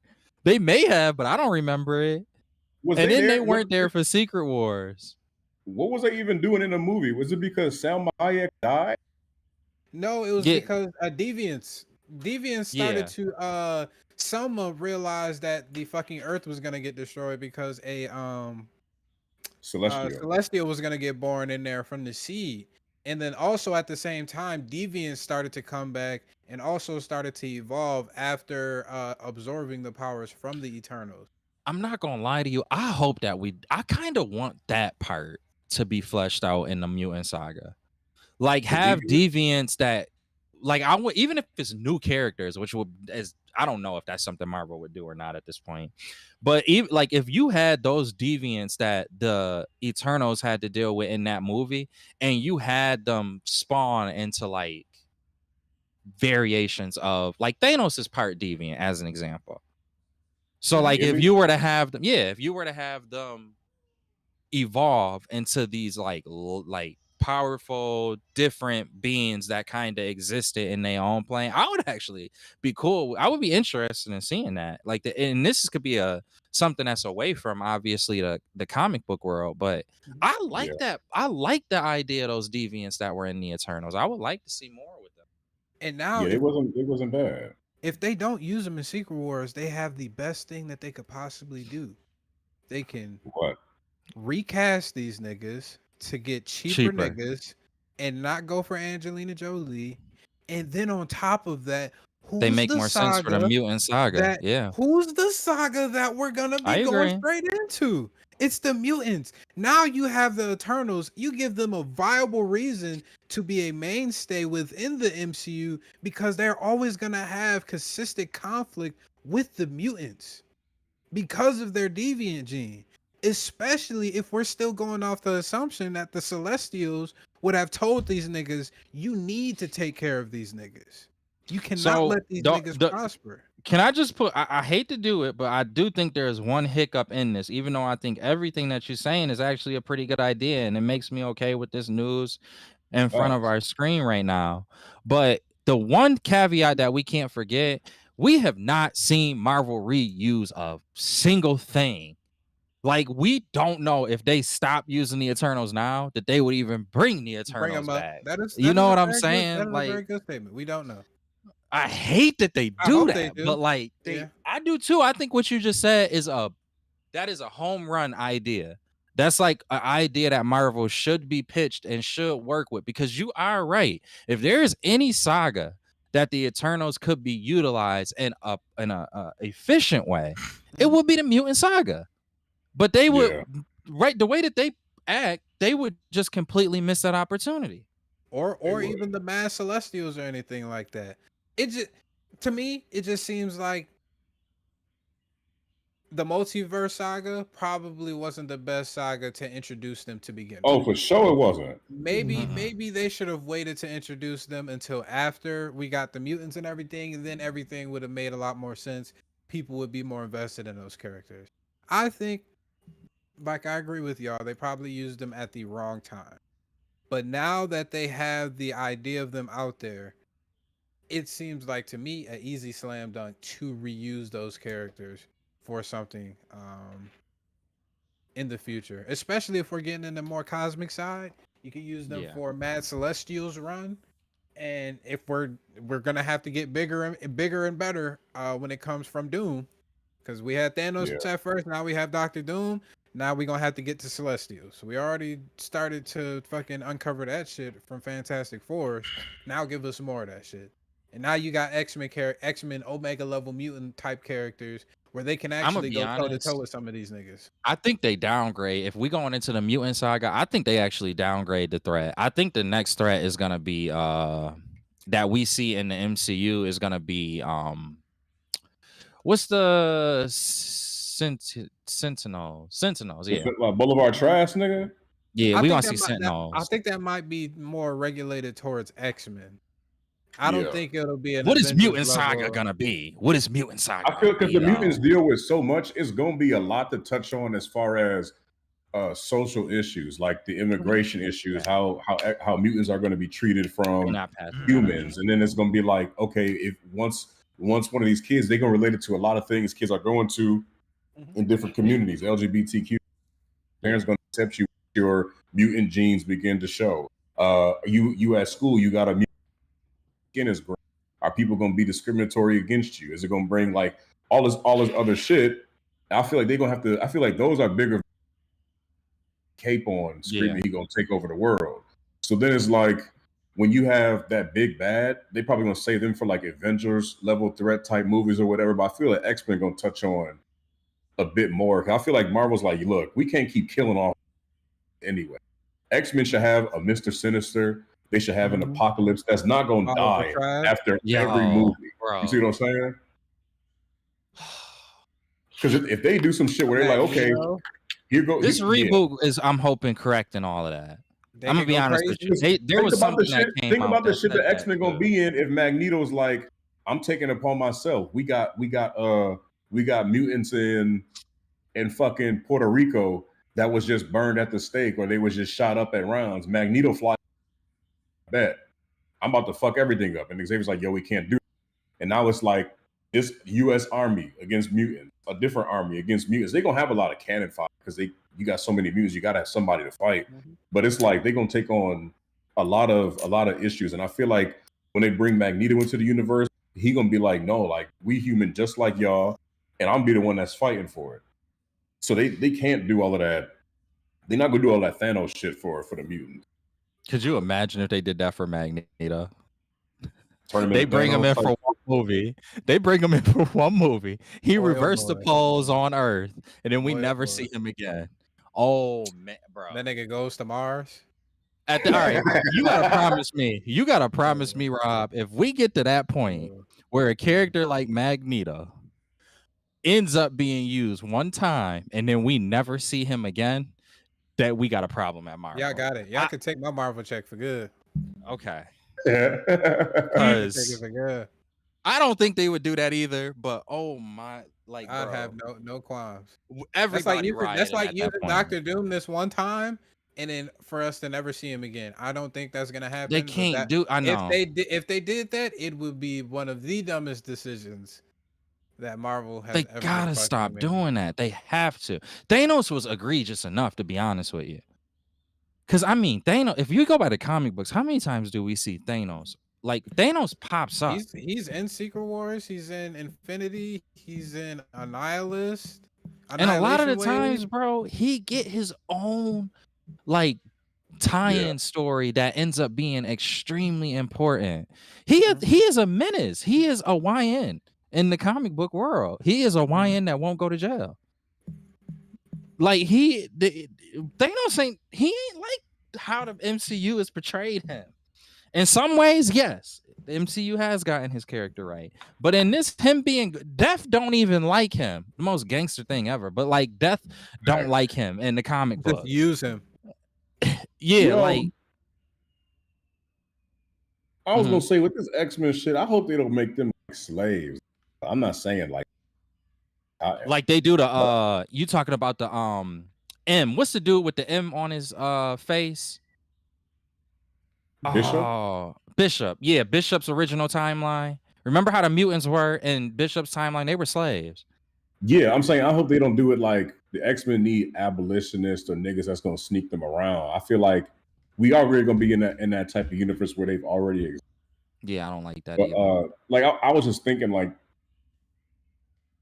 they just really can't go that Thanos route. I feel like the X-Men shouldn't be in fucking every goddamn movie either. Or you can have a mutant in a movie or have one X-Men member or something. Like, I don't know, bro. I just hope they get it right.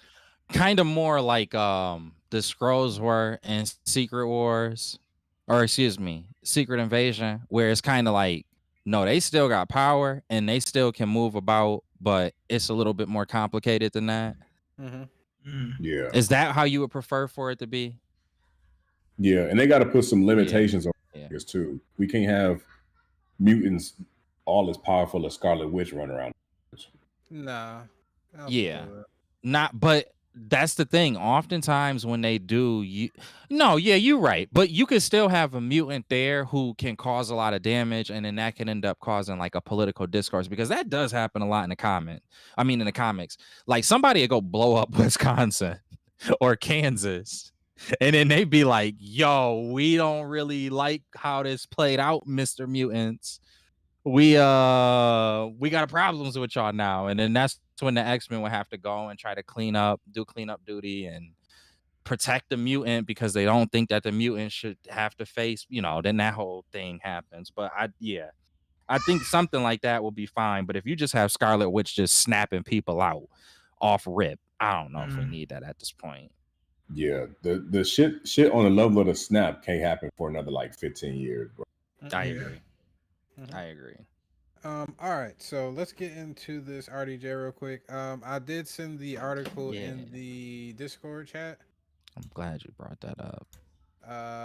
Since we've already been talking about the relationship of Marvel. It's claimed that Robert Downey Jr. I thought I was about to say Dr. Umar. It's claimed that Robert Downey Jr. demanded reshoots, and that the behind-the-scene issues with the actors are due to a clash of egos.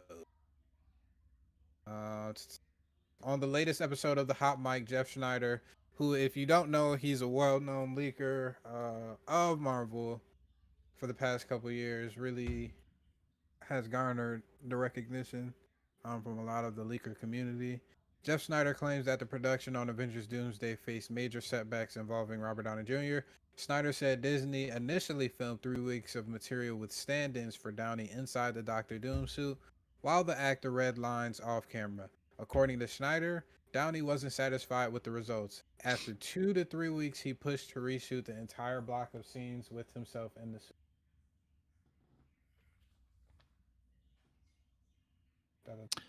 All right, I'm still reading it here too. Yeah. Heard that even though they paid Robert Downey Jr. 50 to 60 million a movie, Disney had to do reshirts for 3 weeks. They reshot 3 weeks worth of material because apparently this is just what I heard. They had an actor standing in for Downey Jr. and Dr. Doom suit. They had a body double and they had a face double, and Downey stood off camera reading the lines, okay? And apparently after 2 to 3 weeks, he's like, this isn't working. I want to reshoot everything with me in a suit. I mean, you know what, though? Everything falls on him anyways.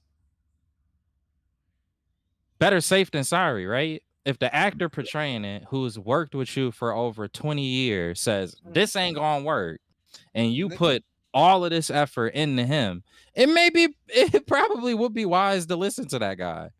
Nigga just won the Oscar and everything for his role in fucking, what's that name? Oppenheimer? Shit. Even more than that, he's Mr. Marvel. Yeah. He's made the case that he is Mr. Marvel. He's made that case. So if Mr. Marvel says, I don't think that this is going to be accepted, you probably got to go along with what he says. And again, you got to realize that he's been what? Iron Man since 2008. So it's like, he probably like, yo, I need to be in Doom. I have to, like, not saying he a method actor, but he's probably like, yo, I have to be in the Doom suit because I don't want this to be too much like Iron Man. Yeah, they're different characters. Yes, this might be some variant shit, but I have to be there in order to feel this villainous role. Because if I come off as Tony Stark under the mask, niggas gonna be mad, and y'all already paid me. Mhm. Y'all paying me old money checks, 60 million. Like, no, I gotta get, like, he's taking this seriously, I see. So it's like, I gotta get this shit. So I'd rather him do that than just be like, yeah, I'll just be Tony Stark with a green suit on. Then I would really be pissed. Yeah.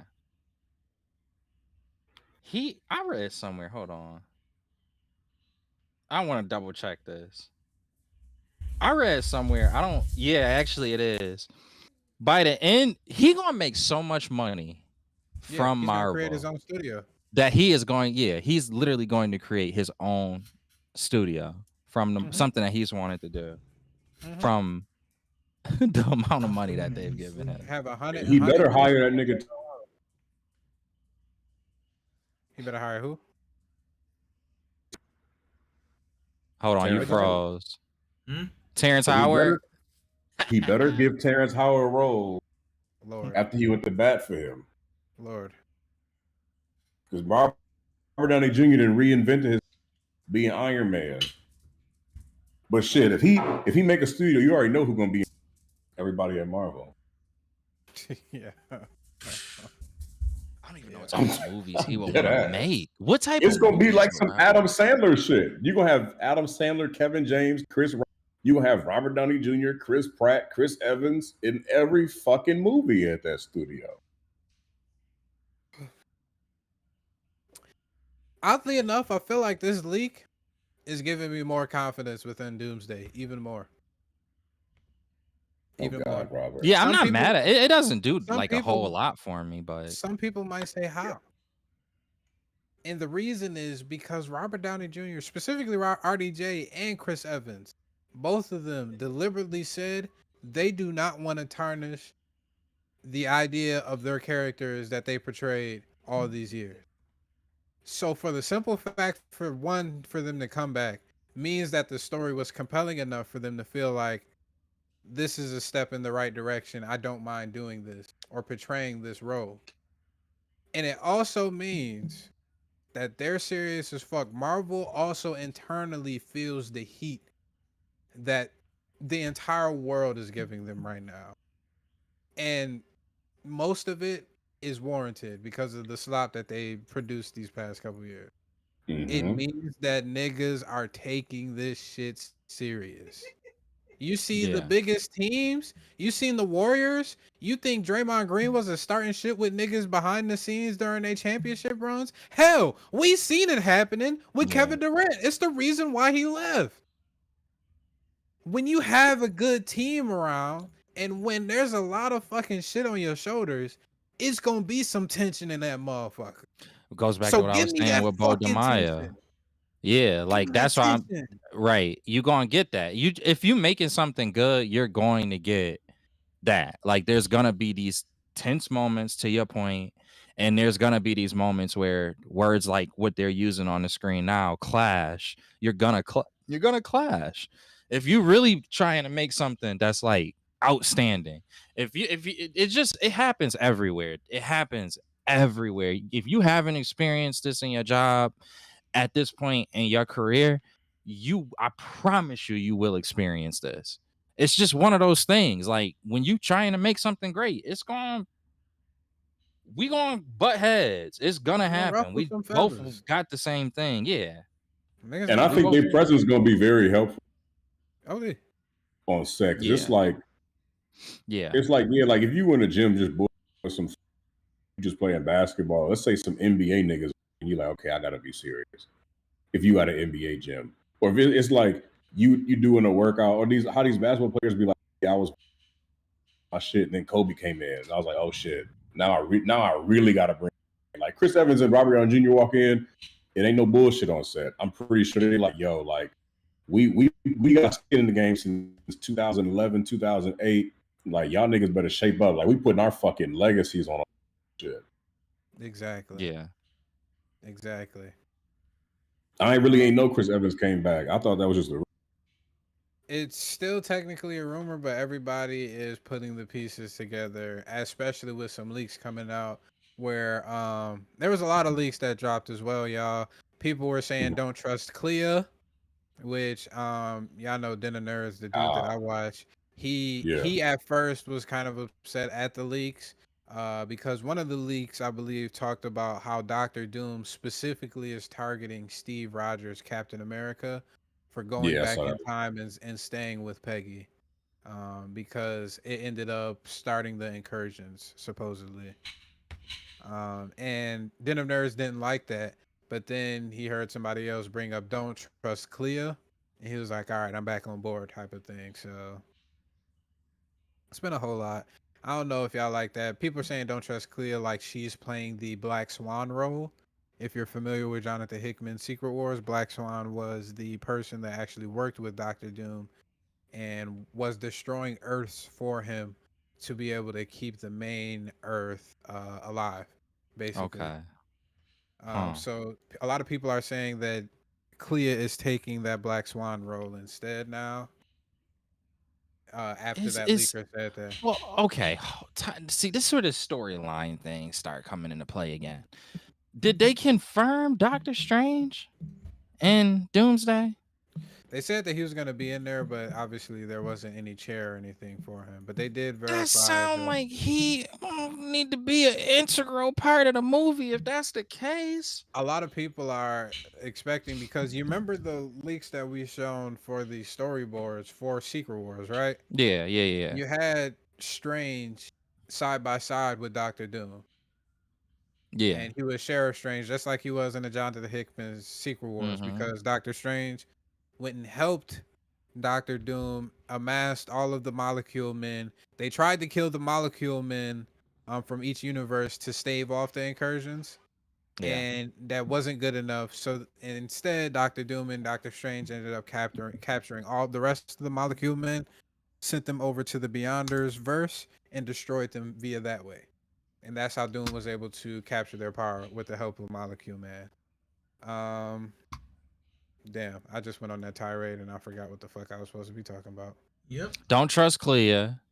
Don't trust Clea. She's gonna be what- Black Swan, like the Black Swan role potentially in the movie. Oh, because you were saying, where's the story about, or how are we supposed to just expect Doctor Strange? I think because of the Secret Wars, because of that teaser where Doctor Strange was side by Doctor Doom, I think a lot of the story in Doomsday will be with Doctor Strange, Doom and Doctor Strange. I think possibly. Okay. Could be wrong. Could be wrong. Maybe that's why they haven't mentioned a lot of what's his name? Cumberbatch, right? Yeah. Benedict Cumberbatch. Benedict Cumberbatch. Yeah, maybe that's why he been so silent. Maybe you got to take the silence as it's because he has a big role in this film that they need him to just not be in anybody's realm, so that way fans can't speculate at this current point, because they really like for things to be as hush hush as possible. Initially, Benedict Cumberbatch stated that Doctor Strange, his character, would not be in Avengers Doomsday. However, he later retracted this statement and confirmed his appearance in the movie. Okay. He indicated that his previous comments were incorrect and that he would indeed be in the next Avengers. I do think that they starting to kind of get that team, like that the challenges together. They're gonna have Doom's team is gonna have somebody that represents each side, and they are going to face off against various teams, various circumstances, and then ultimately the Doom team. That's really what I think this movie is going. Like these two movies are gonna be. That like I don't know why, but I feel like that is a safe. It's a safe bet. And at this point, I've said too many times, I'm not going to be mad at Marvel ending this phase by taking the safe bet. And I'm really happy that that's what it's starting to look like, because I don't want them trying to do something new. Let's try to redo this again in the next phase. Play it safe. Give us just a good movie, but play it safe. Even if people don't love it, or if people got the complaints that they're bound to have, they still probably gonna bring you in $1 billion per movie. That's what you need. Take what you can get. But yeah, that's what I think. I think the teams, we got to kind of figure out the story around the teams. That's what I think. How about everybody else? How y'all feeling? Hey, whatever is gonna make this movie great. That's how I felt at the end of the day. Because if this is supposed to be like that big Avengers movie, it has to live up to Infinity War and Endgame. So I'm cool, whatever. Yeah, Bro. I mean, I'm cool with Yes. what's being reported and everything, but hearing about them saying Doom got a team, Avengers got a team for and the X-Men, it's like, yo, you can't tell me all this shit. We only got 2.5 hours. I don't like that. That And then I was feel something like, we learned this week, right? yeah, and I feel like this movie, now I get they still got edits to make. It's reported as 2.5 hours. Hopefully, by the time this shit finished, it'll be 3.5. Because yes, we need a full hour. Give me an hour of Doom and his plan. Then we get some other shit peppered in there. We don't have to have a team between every single team. Just know that there's teams out there. But if they go in the route of Doom being the hero in this movie to stop the incursions, and he believes he's the hero, and let's say he die, and he's like, no, like this is the only way. Cool. Like let Doom be that person where he's the ultimate hero slash villain or whatever people want to call him. But you can't do all that in 2.5 hours with a villain that we've only seen 2 seconds of in the end You don't think credits. so? Facts. You don't think so? No, because the I thing don't is, it's like like it. you changed How it to from Kang to Doomsday, and now it's like the general audience is going to be like, okay, so Doctor Doom, How much did we see of Thanos before Infinity War? Robert, More we've than seen we him have of peppered. Doom. Yes, Rob, we've seen him Period. peppered in. That's what I want to say. Like we've seen Thanos, we've seen galactic presence, we've seen him interact with Ronan. Cool. We've seen him go get the gauntlet. Fine, I'll do it myself. Then we see his big reveal. But the thing is, it was all leading up to the Infinity Stones and Thanos. Now we've got the multiverse, and we've only seen the backside of Doom with his mask. It's like, okay, now granted, I'm not saying the movie's gonna be Robert Downey Jr. is gonna give a hell of a performance, but it's like you want some type of lead up to this character because once you had the Kang thing, it's like, okay, Doom's end credit scene could have been something where he's speaking, mentioning Kang or mentioning the or something like that. If we just only get him letting the kid touch his face, it's like, okay, now what? Because now we got Spider-Man, and then we got a whole movie with, and then what? But that's what I'm saying though. Like we could have it peppered in before Infinity War, but we really didn't get a backstory of what Thanos was trying to do until we reached Infinity War. We got Gamora talking about him briefly, but that was about it. And she didn't really go into explicit detail or anything about his backstory, what he did on his home world of Titan, or anything like that until we reached Infinity War. And they But were we got able to We but we, got but we multiple got more. teams. whispers of them. Like we saw Nebula went through. Like not saying that, but she's like, oh, because my father. Now we know that's Thanos. Then we see him at the end of Avengers. It was like to do this is to court death. And we see the turnaround. But the thing is, we had teases of Thanos since 2012, and we get him in 2019. And it's like, yeah, I understand what you're saying. We 4 or 5 minutes of him on screen before we actually saw him as the villain, but we all that was going to be the case because there were other people that were connected to Thanos that were tied into other movies from Guardians of the Galaxy and shit. Mm-hmm. But when you've got Fantastic Four, and we know they're tied to Doom, but in the movie the only mention of Doom is the seat for Latveria, and it was like, okay, and then it shows Sue at the end look at Doom like, oh, like you're here, but it was just like it's like, Dude, damn, there that was is no it. We mention. don't know There was no nothing mention about of him. Like, damn, maybe we need Victor to do this at the end of Fantastic Four, or where's Victor here? Because now we know with an empty seat in Latveria, is this Doom from their world, or is this like what's going on? It's just like there's just I no think hint. that's Now the the reason. movie, yeah, the movie's gonna touch on that. I'm pretty sure, but it was just like just to build up that hype. It should have been just at least 30 seconds or a minute of this nigga doing something. This is I'm where I think assuming an hour is going to be just all Doom.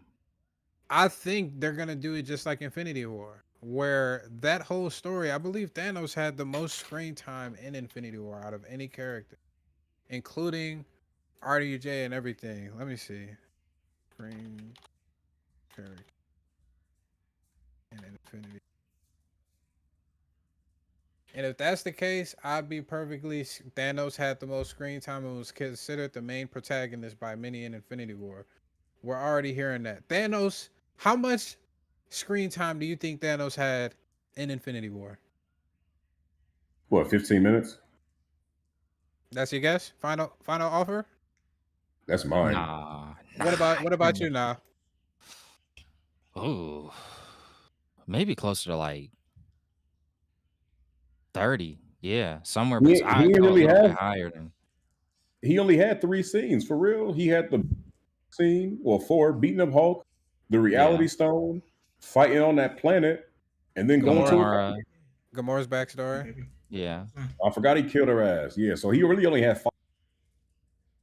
Keep He it had at 29. 15. He had 29 yeah. I was minutes. gonna say I thought it was Do, about closer to 30. Mm-hmm. do Oh y'all shit. think that with those 29 minutes that they use that to the best of their abilities for us to be able to get the backstory on Thanos? Me personally, I think yes. I Yeah, think for Rob, what Doom you're we going to do an hour. Rob, what Yeah. we saying is like he had 30 minutes of that, but we've seen him. Even if Right. it was just a 2-minute, even if it was a 45 seconds guys in a 3-second scene at the end of the Avengers, and then some other scene, it was like we've seen a glimpse. But to have a whole movie on Doomsday and you only see the mask. And it's like the only reason people even going to see Doom is because they announced RDJ as Doctor Doom when they knew Marvel, when the quality of movies took a hit. They're like, yo, just announce it. Fuck it. So it's like, we know people know Robert Downey Jr. is acting, but it's the fact that the story, like, where does the story go if Doom hadn't been mentioned ever in Marvel? Even in Fantastic Four, he wasn't mentioned. It was Galactus and Franklin. So it's like, with the movie called Doomsday, it's like, yo, like, There's do nothing. it don't really feel like, oh shit, like, because we don't even know about Doom. So it's like, are you gonna take time to show Doom, or are you going to take it? Because you look at them chairs that they had, you like, damn, James Marsden, damn, Femke Jensen, damn, Right. Ian McClellan, But that's damn, the good. And that ain't thing. even Kelsey, everybody. goddamn, Kelsey Grammer, who's 85. You like, That's y'all the- bringing in so many That's the niggas. good thing though, because we've already fleshed out those characters. We already know their backstories. If Rob, I'm people not is saying their already backstories, but I'm saying no, no, there's no, so no, no, many no, no. characters in there. But Yeah, it's still you got to give them screen time. This is what I'm saying though. You don't have to give them too much screen time because we've already seen them. You can implement them in the fight scenes. You can implement them in the scenes where the teams get together. And you can still use majority of the time to talk about Doom, to talk about That's what I really think it's gonna be. why we haven't talked about him. Because if you think about it, them not talking about Doom this whole time, they have a valid reason for this. If they bring up Kang and him bringing up, you understand why we didn't have mutants in the MCU until fucking the multiverse was crafted after fucking Infinity War Endgame, what have you, after it was broken. We didn't have any of these characters in there. We didn't have a Doctor Doom. We didn't have the Fantastic Four in the main MCU. Like all of these things. So why did we not have a Doctor Doom as well? It's because Kang didn't want the nigga. They have the stories behind there to offer us for us to be like, okay, that makes sense. But that's Kang the thing, though. Like, we like I see what you're talking about, because I've seen or some rumors saying like you said, there's no mutants or Fantastic because of Kang. But it's like, if you say that, Doom mentions Kang, and then what? Because if Doom says we're having the incursions, or the Fantastic Four and the mutants on Earth Prime, but now Earth 616 has Avengers, Earth 1610 has Fantastic Four, Earth 808 has. It's like, okay, you're mentioning Kang, but the Kang saga just stopped. We haven't seen Kang since Quantum. So now the mention of Kang, Kang has, and Doctor Strange calls an encouragement, or Steve Rogers doing this and that. It's so many stories they can go tie all together in order to give Doom the time and the quality or the type of story that you have for people to hear that is Robert Downey Jr. behind the mask. It's like it's just so much shit y'all have. I don't know. I feel like if this was 3.5 hours, being a 2.5 hour movie, I'm like, all right, y'all got some shit y'all got to do. I think 3 would have been perfect. I think you could have took an hour to set up Doom. I think the second one could have been the miscommunication and misunderstandings between all of the different teams outside of Doom's team. And then I think you get the fallout in the last hour leading you into Secret Wars. But now with it being confirmed by the Russo brothers that it's 2.5 hours, I think it's just going to be in the first hour is Doom. And then this last hour and a half is somehow the skirmish between the various teams and them essentially being fooled by Doom. And it's as in terms of how much all of that could be fleshed out in that hour. I don't know how that can be done in a way without it seeming rushed, but apparently Marvel does. They also just got gotta a have second faith. movie. They also got a second film to be able to go into that. Yeah, but it's probably going to be set up very similar to how like Infinity Wars was the end game. I don't think so. I don't think so. I I think that's why they have that second film being 3 hours, because they can go into detail with a lot of Doom's backstory. So where do you think it ends? You don't even have to. What you mean, Doomsday? And Doomsday, what point? What do you think it would end on? Just thematically. Multiverse ends.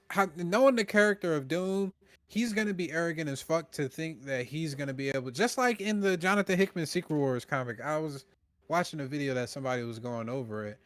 Doom thought that, and I just outlined it like a couple minutes ago. Doom thought that if he killed all the Molecule Men, he would be able to stop the incursions from happening. And he was arrogant to think that way, because once he tried to do that, him and Molecule Man sat there and looked at each other, was like, this shit, or Doctor Strange, him and Doctor Strange, this shit isn't quick enough. It's not getting the job done. It's not stopping the incursions. If anything, it's exacerbating the issue even worse now, so that Earths are dying at a record pace. And that's when he was like, all right, fuck it. Well, I'm going to take this shit into my own hands. You could have the first 30 minutes Doom annihilating Kang, just off the simple premise that in the main MCU, let's just look at it this way. The main MCU, you had me fucking get adopted by the Stark family, and you made me turn into fucking Iron Man, a hero, and make me lose all of my Latverian tradition and everything like that. This is what you thought of me? And him demolishing the fucking Kang Council, thinking that what's that gonna do to Iron Man? Iron Man is gonna be a different character. We're gonna understand that he's gonna be a different person. That's why he's talking about, Kevin Feige talked about recasting those characters. Because I seen what's the name? Was a report saying, I hope this shit ain't true. Doom gets surgery to repair his face because he knows, he sees that he looks exactly like Iron Man, and he wants to earn the trust of the heroes and use the multiverse as a way of saying, I'm also like your Tony Stark, but I'm Doom. But I hope that it's more of like the way you're saying, like, because there is I agree. There's a Doom that is a good guy that doesn't use, his that doesn't have the same arrogance as Victor Von Doom, giving out all of his shit. It's just like he's being the perfect human. He's so close to Richards that he just annihilates that planet, because he's like, I can't even tolerate a nigga that's supposed to be me acting like this. So it's like, I get what you're saying, Rob, but I feel like what they can do, if just to leave the door open, all them Kangs, he can kill Ramatut, Centurion, and the other Kang. Kill them head 3 Kangs. That way the Kang that Ant-Man fucked over, or Ant-Man beat up, can be like the one Kang left, and then come back if they really want to bring Kang back. Like, you can still bring Kang back after Secret War. Yeah, because it's a reset anyway. It's a reset anyways. Oh He God. can kill all, None of it. he To be can honest with you, kill none of all this of them matters. Kangs. He can kill all of them Kangs. And then that takes care of one of the main critiques that people have been having about Doomsday is what happens with the story about Kang, and how are we just gonna immediately think that Doctor Doom has all of this power to be able to do this? When if he takes care of the niggas who basically started a multiversal war, that's gonna give super credence to Doctor Doom as a character in regards to his power set. Alright, this nigga was single-handedly able to kill off all these Kangs. Now we understand how pissed off this nigga is about how Kang set up the main timeline, and how pissed off this nigga is about how Kang manipulated all of the other timelines to be separate from this specific timeline. We're gonna get two birds knocked out with one stone for why Doctor Doom has this much animosity towards Kang and towards the concept of a multiverse, and why We he thinks that he wants to fucking fix it. we will see Doom and Spider-Man. We don't know. Fuck no. Leave that shit street, bruh. I'm mad they got the Hulk in that bitch. Bank robbers. Like no, I get that. I'm just saying I want a cliffhanger or something that can just kind of give people just a tone of what Wait, dude, to this should kind take of grasp with it Doctor take Doom. place before after the- Thunderbolts? That's what a lot of people That's a are good thinking. question. So is it I'm saying does Spider-Man take place at a year and a half? What was Thunderbolts? We don't know definitively. After the fact. Definitively. So 14 months, that means Peter Parker went through the whole blackout with the shit in New York too. Yeah. So it's like after that, this is another thing they're gonna gloss over, like the fuck New York getting blacked out and everybody just coming back. That's not gonna have a play in Peter's movie. So then Peter's movie just gonna focus on street level shit. And then he's gonna act like the whole shit with Sentry never. But it's just like with other comic book storylines. We don't necessarily. It's like a Yeah, Rob, but tie-in. this is a web of a universe for movies. Like It's not you even had tie-in. this not even. It wasn't like Sentry was just like, oh fuck it, I'm gonna just do this shit to one block in Manhattan. We seen the whole island blackout, and it was like I know Peter was somewhere It wasn't the whole delivering pizzas or something. island. It wasn't the whole island. Well, it was a lot of niggas, It was but just a still. portion. I think maybe Spider-Man shit takes place. Yeah, it got to take place after. Then at the end of his movie, you might get a shot of Doom. And have to be something. That's the next movie. Yeah, that's all I'm saying. Like, even if it's not even Doom, but like a cliffhanger with Spider-Man and the Fantastic Four, and they kind of give you a little bit more on They the gonna show up. idea of Doom. I just want something before we get to Doomsday that will just kind of get you in the. Let me put it like this: I want something to get us in the mind of what the heroes, whether they are aligned with Doom or whether they are not aligned with Doom, are thinking and why they could be thinking it. But I don't know. It sounds like it feels like the reality is we're gonna have to see that fleshed out via the Doomsday. That's what it feels like is gonna be the case. Which I mean, I feel like we already kind of knew that. I'm gonna give y'all one tidbit. Somebody actually brought that up as well. Like, we need some Doom or anything like that. And somebody asked, when do you think will be the first teaser for Doomsday? And somebody speculated usually it happens a couple months before, prior to where they drop a teaser for the Avengers. And it was like that couple month falls in line with the July date. And we know what's releasing in July before Doomsday? Hall H. Spider-Man. Oh, never mind. Yeah. Spider-Man. So a lot of things are pointing towards Spider-Man potentially, because it would be crazy if Doctor Doom was able to finesse Spider-Man on his side, and Doctor Strange, and the other Ain't two Doctor Strange Spider-Man. with Clea though? That's where I'm saying the rumor and the leaker saying don't trust Clea comes into account. That's why I'm saying the teaser where Doctor Strange is on the side of Doctor Doom after he basically wins, and I was the ruler over Battle World, Doctor Strange wouldn't just immediately just jump to that role. And in Secret Wars, he would have earned that role because Doom just don't roll like that. He just don't give niggas roles just cause. He gives niggas roles for a reason, and he would have needed. Why the fuck isn't Strange Sorcerer Supreme again? He was gone for too long. He was gone for too long, and Wong became the Sorcerer Supreme. Yeah, when he got dusted. Oh my god, they need to get that shit back. Sorcerer Supreme shouldn't be no lackey for Doom. Fuck out of here. Was it Wong Sorcerer Supreme in the comics? Yeah, he was, but I mean, damn, just saying, hey, nigga, you was gone too long. Well, I'm back now. I mean, that do make sense though. Nigga, you have been gone. I can't just give you this title just because you back, nigga.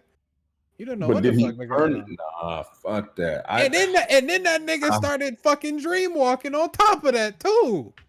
Oh, he did. Hell no, this nigga can't get it back. Hell no. Nonetheless, Marvel, y'all gonna have to up the paycheck. All right, hurry it up. Because I'm trying my hardest. And I don't know if it's working, but I have faith in y'all. I think y'all gonna get it correct. Y'all got any last statements right now from Marvel? Nope. No. All right. So we hoping for the best. We shall be back in this thing again next Sunday. We'll probably give an in-depth review on weapons. I'm guessing everybody will have the opportunity to see it by then. So yeah, I'm gonna go see it tomorrow. Yes, indeed. We shall come back with a updated review on that. Also, new Boruto. I believe the official chapter actually just dropped. If it hasn't, it's gonna drop this week. I'm pretty sure me now, and maybe even D as well, maybe even T, will do a quick review on that at some point in time this week. So be on the lookout for that. Again, we also have other readings that we're doing. So if we ever feel compelled enough, or if y'all feel compelled enough to ask us to do a review of a specific storyline, just let us know, whether it be anime, whether it be comic books, or anything of that nature. All right. We appreciate y'all yet again. Episode 77? 77. Yes, sir. 77. 23 left until the big 3-1-0-0. So we appreciate y'all yet again, and y'all have a good rest of y'all week.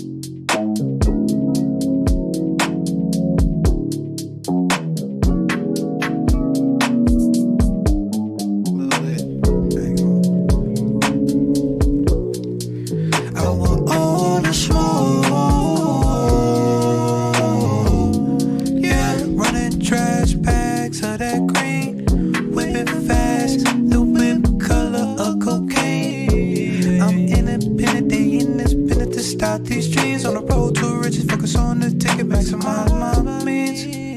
It's like now I'm just trying to flow. There's a couple holes up in this boat. Dose my mind just so I can grow. They focus on the dial and feel like I'm a migrant, just touching